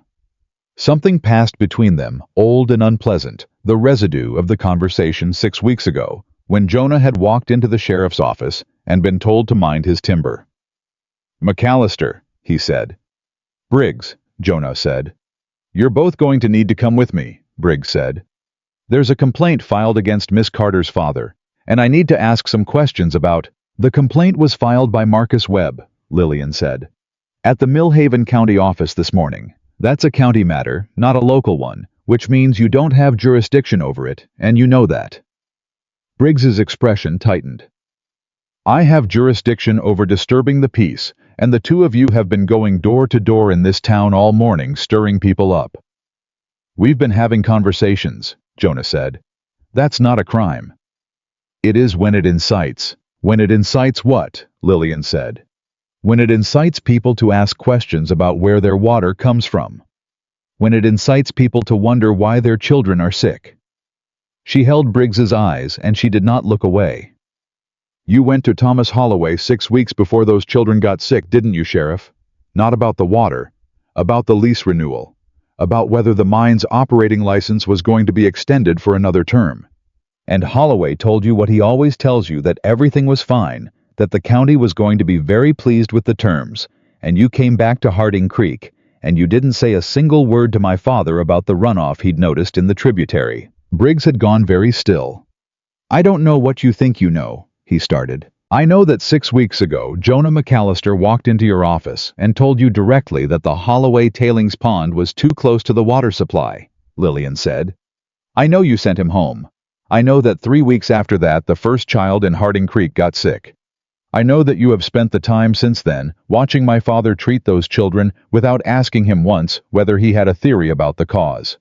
And I know that when a mob came to my father's house 2 nights ago, you were not on that street." She paused. "You are the law in this town," she said. "You are supposed to be the law in this town. And you have spent 6 weeks being very comfortable with what Thomas Holloway wants from you." Briggs looked at her. He looked at Jonah. He looked at the small cluster of people who had stopped on the street nearby. Not a crowd.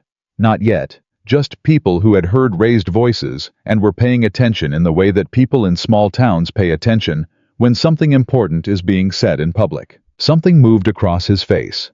She watched it move. It wasn't conscience exactly, or maybe it was, but mixed up with self-preservation and calculation, and the particular arithmetic of a man who is realizing that the side he has been standing on is getting smaller and the other side is getting louder. He looked back at Lillian. "What do you want?" he said. Low, almost private. "I want you to do your job," Lillian said equally low. "I want you to stand in that square this afternoon at 4 o'clock and listen to what the people in this town have to say.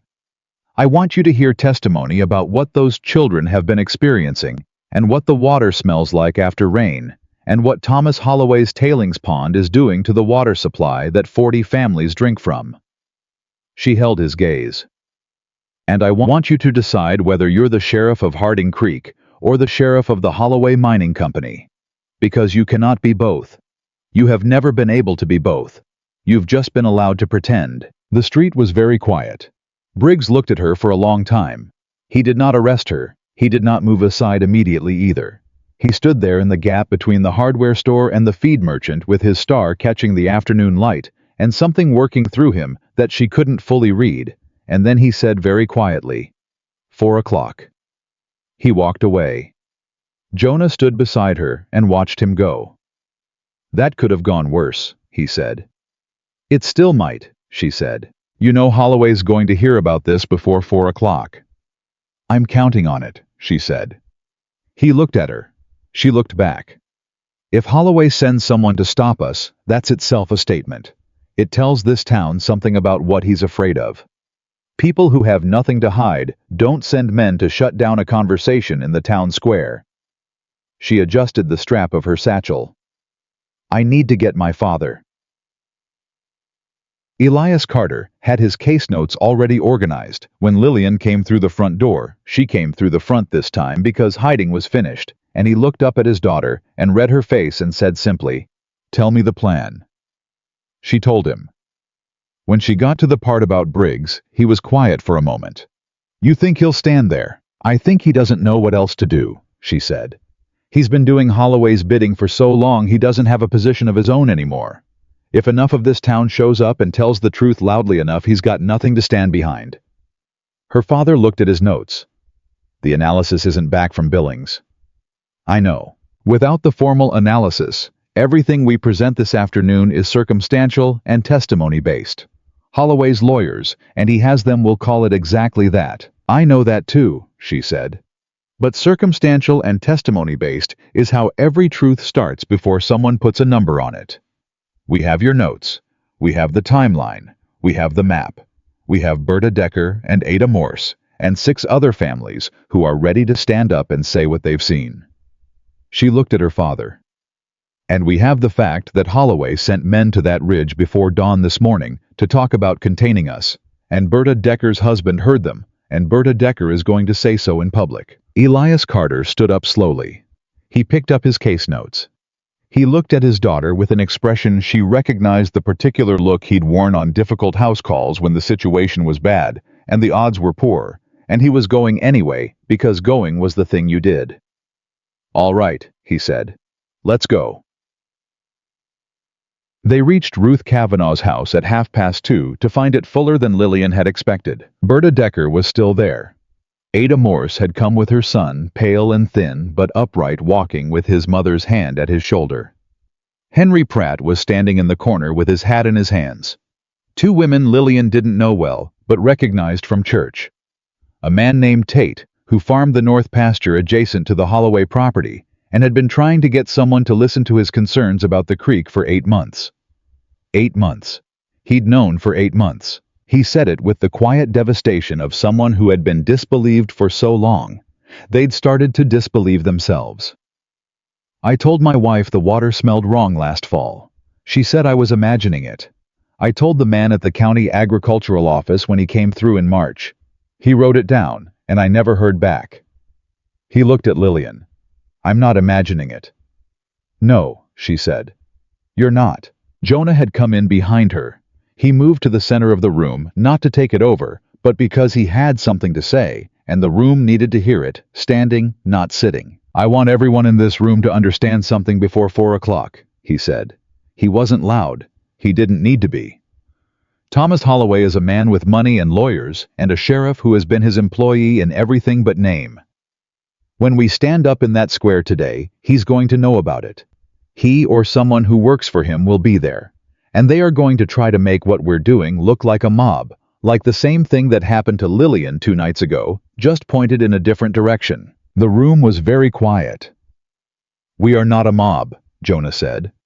"We are people with documentation and testimony, and a specific factual claim about what is making children sick in this town. We do not shout. We do not threaten.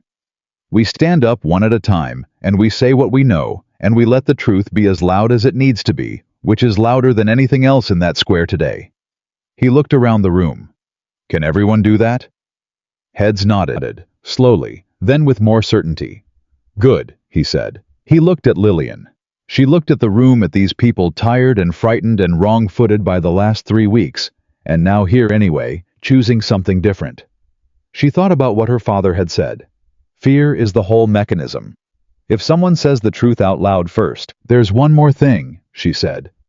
The room looked at her. "My father and I are going to stand up in that square and present what we know. But we are not asking anyone here to stand with us if you're not ready. Each of you needs to make that choice for yourselves." She paused.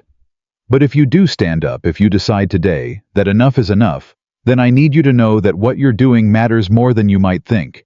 Not just for this town. For every town downstream from a mine that's never been asked what it's putting in the water. For every family that's been told to be quiet because someone with money needs them to be." She stopped. "You have a chance today to be the people who said something. I hope you take it." The clock on Ruth's mantel showed 10 minutes to 3. Outside, Harding Creek was going about its afternoon. And somewhere on the road to Mill Haven, Marcus Webb was turning his horse around, heading back to a town he was about to find considerably less manageable than when he'd left it. And somewhere 6 miles north, Thomas Holloway was sitting in a mine office above a poisoned creek, not yet knowing that the thing he'd tried to contain had already become something else entirely. Something that had a name and witnesses, and 4 o'clock coming like a freight train. 4 o'clock came fast. Lillian walked to the square with her father on her left and Jonah on her right, and she did not look at the ground once. She had made a decision somewhere between Ruth Kavanaugh's kitchen and the front door. A quiet, final, unargued decision that she was done moving through this town like someone who needed to apologize for existing in it. She walked the way her father had taught her to walk into difficult rooms. Chin up, shoulders back, eyes forward. Not aggressive, just present. Fully, undeniably present. The square was already filling when they arrived, not the mob from 2 nights ago. That had been a crowd with momentum and a direction and a voice at the front telling it where to point. This was something different. People arriving in ones and twos, standing in clusters, talking low with the particular charged uncertainty of a gathering that doesn't yet know what it is. Some of the faces Lillian recognized from the kitchen conversations of the last 2 hours. Some she didn't. Some she recognized from the crowd 2 nights ago, which she noted without expression and filed away. Pastor Holt was already there. He was standing near the steps of the community hall with 2 men from his congregation flanking him. And when he saw Lillian cross into the square, his face went through something complicated. Surprise recalibration. The specific unease of a man whose plan depended on the opposition not showing up, and the opposition had shown up. Lillian looked at him. She did not stop walking. She went to the center of the square, the open space in front of the hall, where the summer market set up on Saturdays, where announcements were made, where the town did its public business, and she turned to face the gathering, and she waited. Jonah positioned himself 2 steps to her right. He didn't cross his arms. He didn't put his hand on his gun. He just stood there, which was its own very particular statement about what he was prepared to do. Her father stood beside her and opened his case notes folder. The square kept filling. Ada Morse came with her son.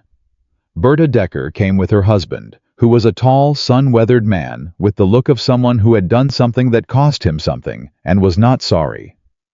Henry Pratt came and stood near the back. Tate the farmer came with his wife. 2 of the families Jonah had talked to that morning. Then 3 more that Lillian hadn't spoken to, people who had heard from other people. The information moving through Harding Creek. The way all information moved in small towns, faster than any plan could account for. She counted 34 people before she stopped counting. Marcus Webb was not there yet. Sheriff Briggs was standing at the edge of the square near the hardware store, arms at his sides, watching. Pastor Holt took a step forward.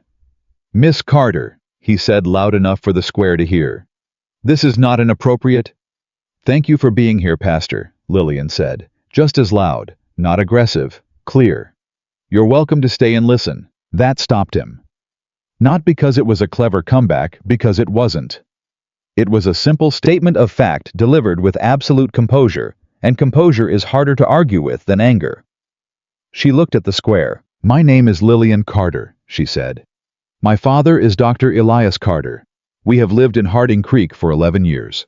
My father has treated your families for 11 years. He delivered some of your children.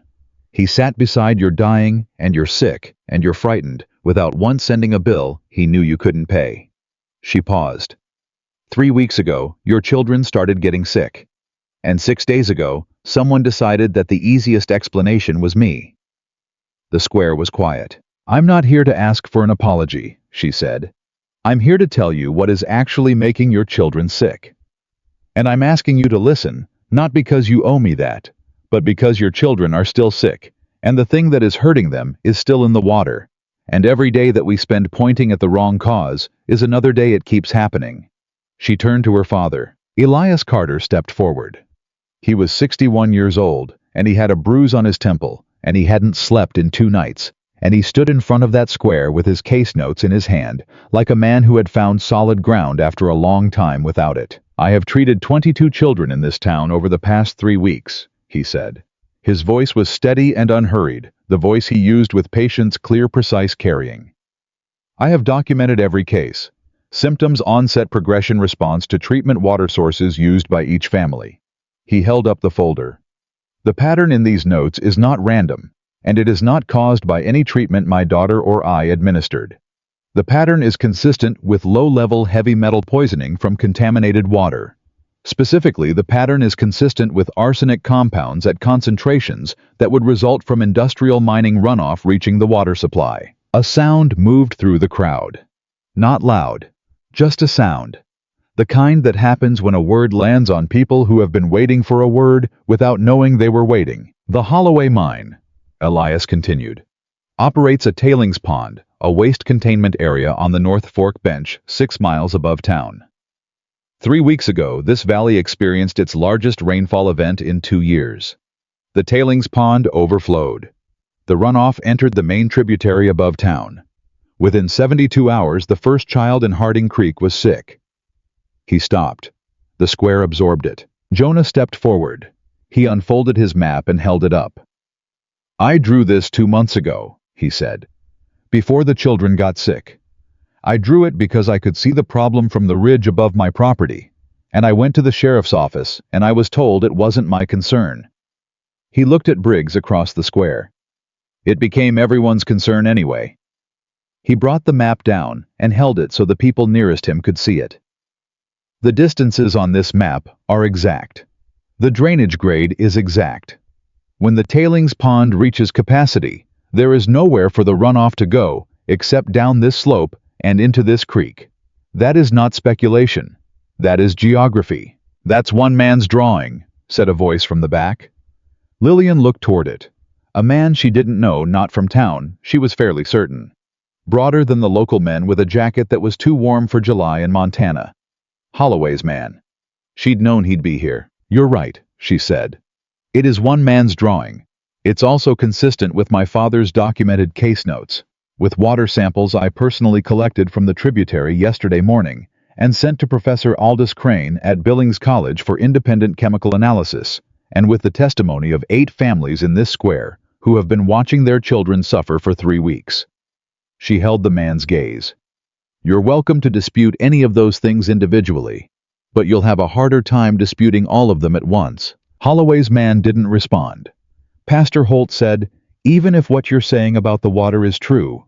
"It is true," Berta Decker said. The crowd turned. Berta had moved to the front without Lillian noticing. She was standing 10 feet away, and her husband was beside her, and her voice when she spoke was nothing like the cracking, grief-torn voice from 2 nights ago. It was flat and certain, and tired in the specific way of someone who is done being afraid. "My girls have been sick for 3 weeks, Berta said. "I know when they got worse. I know it was after rain. I know that Lillian Carter came to my house and she worked herself near to pieces trying to help my children. And I stood in a crowd 2 nights ago and said she poisoned them, and I want everyone in this square to hear me say that I was wrong." She stopped. Her jaw was tight. "I was scared, and I was desperate, and I let someone tell me where to point that, and I pointed it at the wrong place. That's on me. But this," she gestured at the square, at the crowd, at all of it, "this is on Thomas Holloway, and on whoever let him run that mine above our water without asking what was coming down the hill." The square was very, very quiet. Then Ada Morse said, "My son has been sick for 2 weeks. She said it simply, standing with her hand on her boy's thin shoulder. "He's 9 years old, and he hasn't eaten a real meal in 14 days. I want to know who's responsible for that, and I want them to answer for it."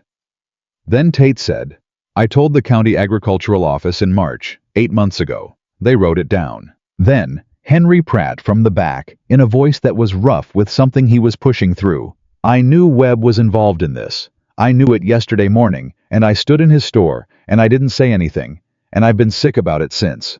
I'm saying something now." One at a time. Not a mob. Not a chant. One person at a time, standing up and saying what they knew, and the cumulative weight of it building in the square, like water finding its level, slow at first, then all at once. Holloway's man in the warm jacket had gone very still. Marcus Webb arrived at 4:30. Lillian heard him before she saw him, the sound of a horse ridden hard and pulled up too fast. The kind of entrance a man makes when he's been riding for 90 minutes in a fury and has arrived at a situation that is already past the point where his fury can change it. He pushed through the edge of the crowd and stopped when he saw the square. He saw his man in the warm jacket standing mute at the back. He saw Briggs at the edge, who hadn't moved and hadn't spoken and had been standing there for an hour watching his options get fewer. He saw Lillian in the center. "This is a legal assembly," he said loudly enough to cut through everything. "Sheriff Briggs, I want these people." "On what grounds?" Lillian said. Webb turned to her. His face was red from the ride, and from the particular rage of a man watching a plan collapse in real time. "You are a wanted person, Miss Carter. You fled a lawful inquiry." "There was no lawful inquiry," Lillian said. "There was a crowd at my father's door. That is not a lawful inquiry.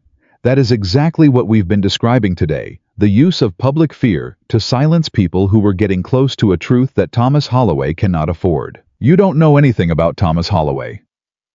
"I know he was in Pastor Holt's study 2 nights before the crowd came to my father's door," Lillian said. The square went still in a different way now. She looked at the pastor. The pastor looked back at her. His pastoral calm was still there. She gave him that.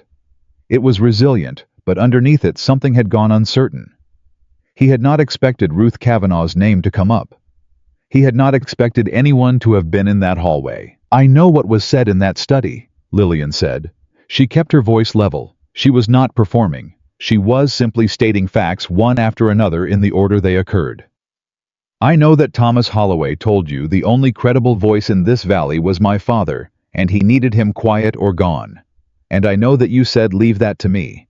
And 2 days later, a crowd came to my father's door." She paused. "That is not a man of God protecting his flock," she said. "That is a man doing a business arrangement's bidding at the cost of 22 children's health." Holt opened his mouth. He closed it. He was looking at the faces of his congregation in that square, the Morses, the Beckers, the Fletchers, and he was reading them because whatever else Gerald Holt was, he was not stupid about people, and what he was reading in those faces was not the deference he was accustomed to. He did not speak. Webb turned to Briggs. "Sheriff, I am telling you to clear this square." Briggs didn't move. "Briggs." Webb's voice went sharp. "That is a direct—" "I heard you," Briggs said. He said nothing else for a moment. Then he took a step forward, not toward Webb, toward the center of the square, and he stood there in the July afternoon heat with his star catching the light, and 30-something people watching him, and he said, "Thomas Holloway is going to need to answer some questions." Webb stared at him. "That's not—" Webb started. "Marcus." Briggs's voice was flat and final in a way Lillian hadn't heard from him before. The voice of a man who has made a decision that cost him something, and has therefore stopped negotiating. "I've been doing this wrong for a long time. I'm going to stop doing it wrong today. You can stand there or you can leave, but I am not clearing this square." The silence that followed was the loudest thing Lillian had heard in 3 weeks. Webb looked at Briggs. He looked at the crowd. He looked at his man at the back of the square who gave a very small, very slight shake of his head that communicated clearly that the situation was past managing. He left. He didn't storm out. He just turned and walked to his horse and rode north, and Lillian watched him go and understood exactly where he was going and exactly what that meant. "He's going to Holloway," she said to Jonah very low. "Yes," Jonah said. "How long before Holloway sends someone official county marshal, maybe someone with actual authority to—" "2 hours," Jonah said. "Maybe 3. He'll want lawyers present before he makes a move in public." He looked at her. "We have 2 hours." "To do what?" "To make this impossible to take back," Jonah said. What happened in the next 2 hours was not a legal proceeding. It was not a formal hearing. It had no official standing that Thomas Holloway's lawyers would not eventually try to challenge. But what it was thorough. Briggs, to his credit, did not half commit. Having made his decision, he made it completely with the focused energy of a man trying to do. In 2 hours, what should have been done over several months. He sent a rider to the county seat, not Millhaven, where Webb had friends in the office, but directly to the territorial district office in Billings with a written statement describing the nature of the water contamination claim and requesting a territorial inspector be dispatched to the Holloway mine. He signed his own name to it. He used his badge. That paper riding south with a fast horse under it was the first official document in this matter that did not benefit Thomas Holloway. Elias Carter sat with Briggs at the table in the community hall and went through his case notes page by page while Briggs wrote down everything in his own hand. Dates, symptoms, case numbers, the rainfall event, the timing. He was not a fast writer, but he was thorough, and watching him do it carefully. Watching the sheriff of Harding Creek write down the truth about what had happened in his town was one of those things that Lillian would carry with her for a long time afterward. Outside the hall, the square had not emptied. People drifted, but didn't leave. They stood in groups and talked in voices that had changed tone from the morning less frightened, more something else. Purposeful. The particular quality of people who have said a thing out loud and found that saying it didn't destroy them and are now figuring out what comes next. Berta Decker found Lillian near the hall steps. "I want to help," Berta said. "With the children who are still sick, whatever you need, whatever I can do." Lillian looked at her. "Can you boil water?" she said. "Good clean water from the south. Well, that one's fed from a different source. I checked it, it's safe. Can you organize the families to use only that well until this is resolved?" "I can do that," Berta said. "Then do it," Lillian said. "Start this afternoon." Berta nodded and turned and was already talking to Ada Morse before she'd taken 3 steps. Jonah appeared at Lillian's shoulder. "Holloway's man left town 20 minutes ago," he said, "riding fast." "I know. We've got less time than I thought. He must have had a faster horse than I estimated." He paused. "Lillian." She looked at him. "There's something else," he said. His voice had something in it she hadn't heard before, a careful, deliberate care, the kind that comes when a person is about to say something they've been holding for a while. "I sent a second letter with Wade Greer this morning, not just to Professor Crane." She waited. "I wrote to the Billings Gazette," he said. "There's a reporter there named Alcott, different Alcott from Sam, his nephew, who's been following mining operations in the territory for 2 years. I told him what was happening. I told him the name of the mine, and the name of the town, and the number of sick children." He held her gaze. "I told him there was a woman named Lillian Carter, who had been run out of her town for getting too close to the truth, and who had come back anyway." Lillian was quiet for a moment. "You didn't tell me," she said. "No," he said. "I wasn't certain it was my decision to make. But I made it anyway because I thought if this goes wrong, if Holloway gets his lawyers here before we get the analysis back and ties everything up in county procedures, there needed to be someone outside this valley who knew the whole story." He paused. "I'm sorry if that wasn't my call." She looked at him for a long moment. "It was the right call," she said. He let out a breath she hadn't realized he was holding. "When does the Gazette man ride?" she said. "If he got the letter by Friday," Jonah said, "and if he's the kind of reporter I think he is, he's already on his way."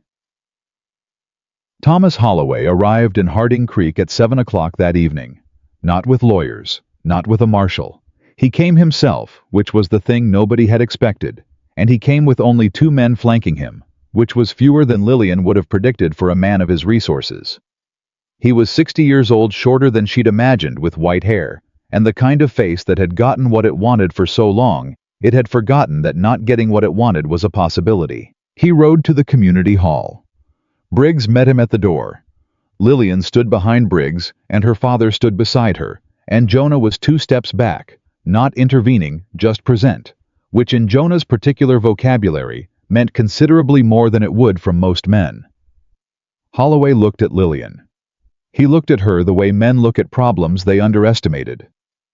"You've caused quite a disruption," he said. "You caused sick children," she said. "I just said so out loud. You've made accusations that have no legal—" "A territorial inspector has been requested," Briggs said. "In writing, by me. It's been dispatched." Holloway turned to Briggs with the particular deliberate patience of a man who has bought and managed many people and is prepared to do so again. "Emmett," he said, "I think if you and I had a private conversation—" "I don't want a private conversation with you, Mr. Holloway," Briggs said. His voice held. Lillian noticed that. It held. "I've been having private conversations with you for 3 years, and it's cost this town 22 sick children, and a good doctor's reputation, and a young woman who had to run for her life. I'm done with private conversations." Holloway looked at him for a long time. Then he looked at Lillian, and something shifted in his expression. Not remorse. She didn't think it was remorse. She didn't think Thomas Holloway knew what remorse felt like, but recalibration. The look of a man doing arithmetic and getting a sum he didn't expect. "The mine will be inspected," he said finally, not conceding, acknowledging. "And when the inspector finds the situation is not as you've described, then the inspector will say so," Lillian said.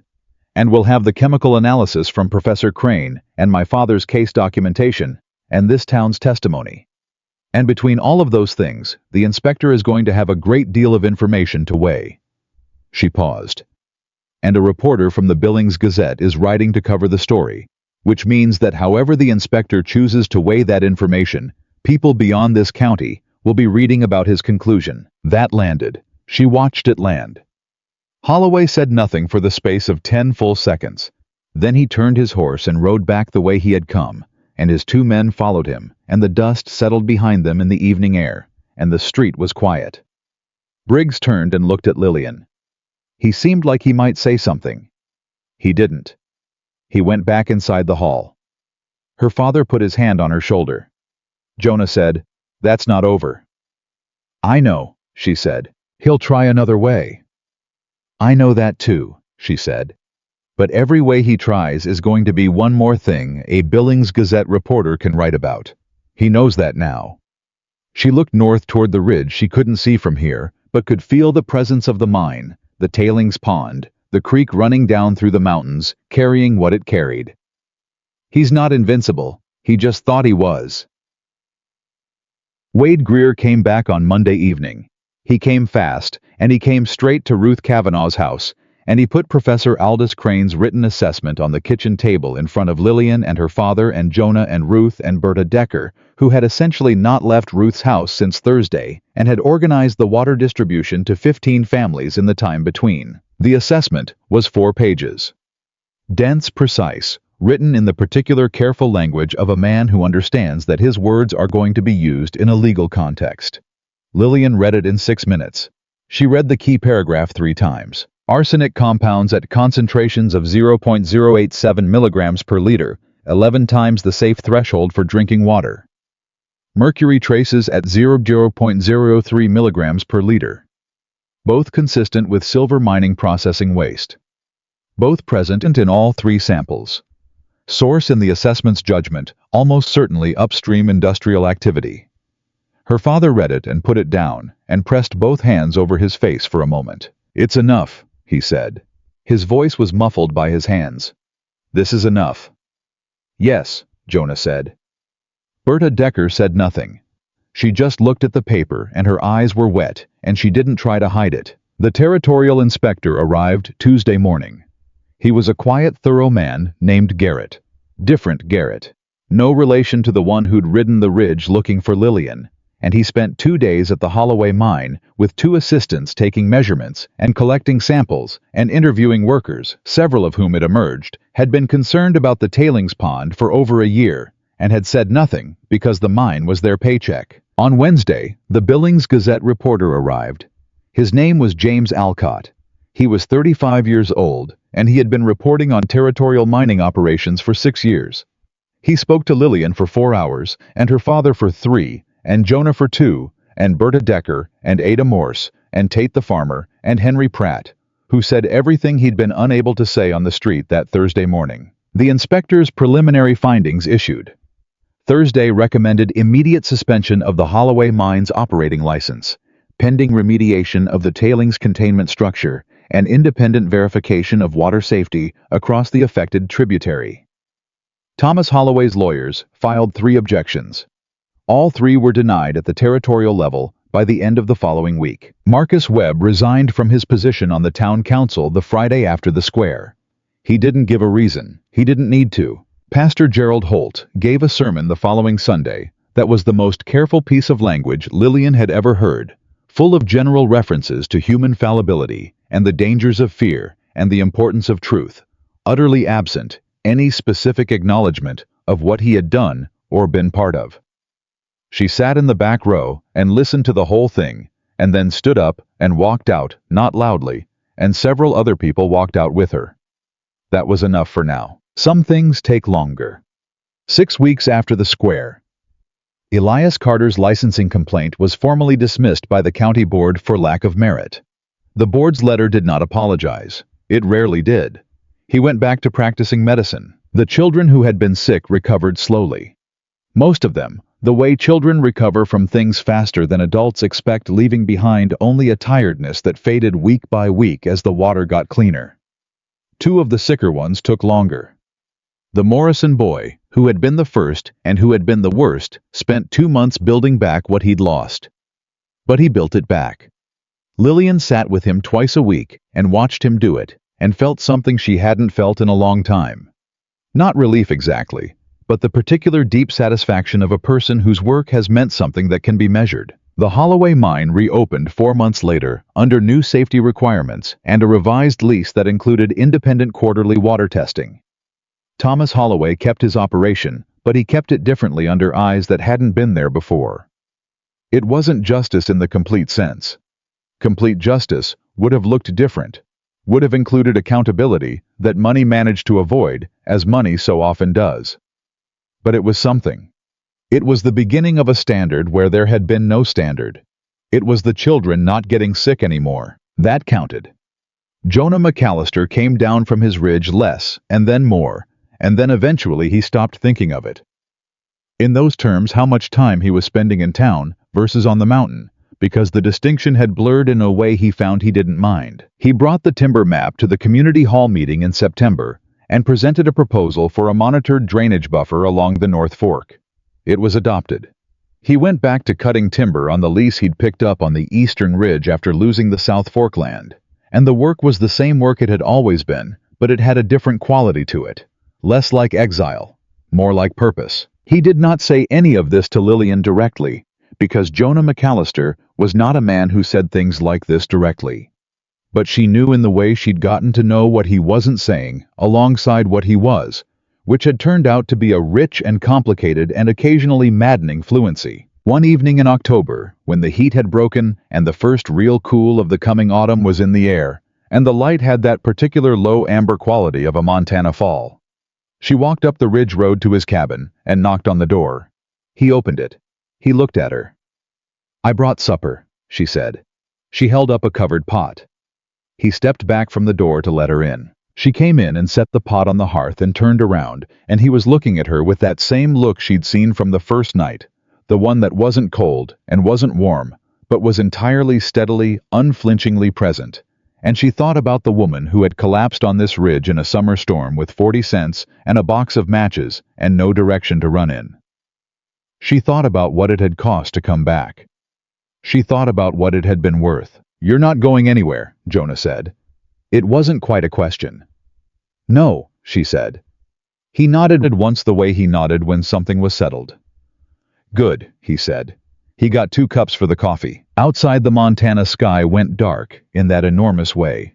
It goes dark when there is no city anywhere near, and the stars come out one by one, and then all at once, and inside the cabin the fire was steady, and Harding Creek sat in the valley below, with its windows lit and its water running clean through the south, well pipes and its children sleeping without fever, and Lillian Carter, who had been dragged through the dust of Main Street and called a name and hunted across a mountain ridge and had come back anyway, had always been going to come back, sat across from the quietest, most decent man she had ever known, and ate her supper, and felt for the first time in a long time like she was exactly where the truth had always been leading her. They had burned her name, she had rebuilt their lives, and she had kept her own.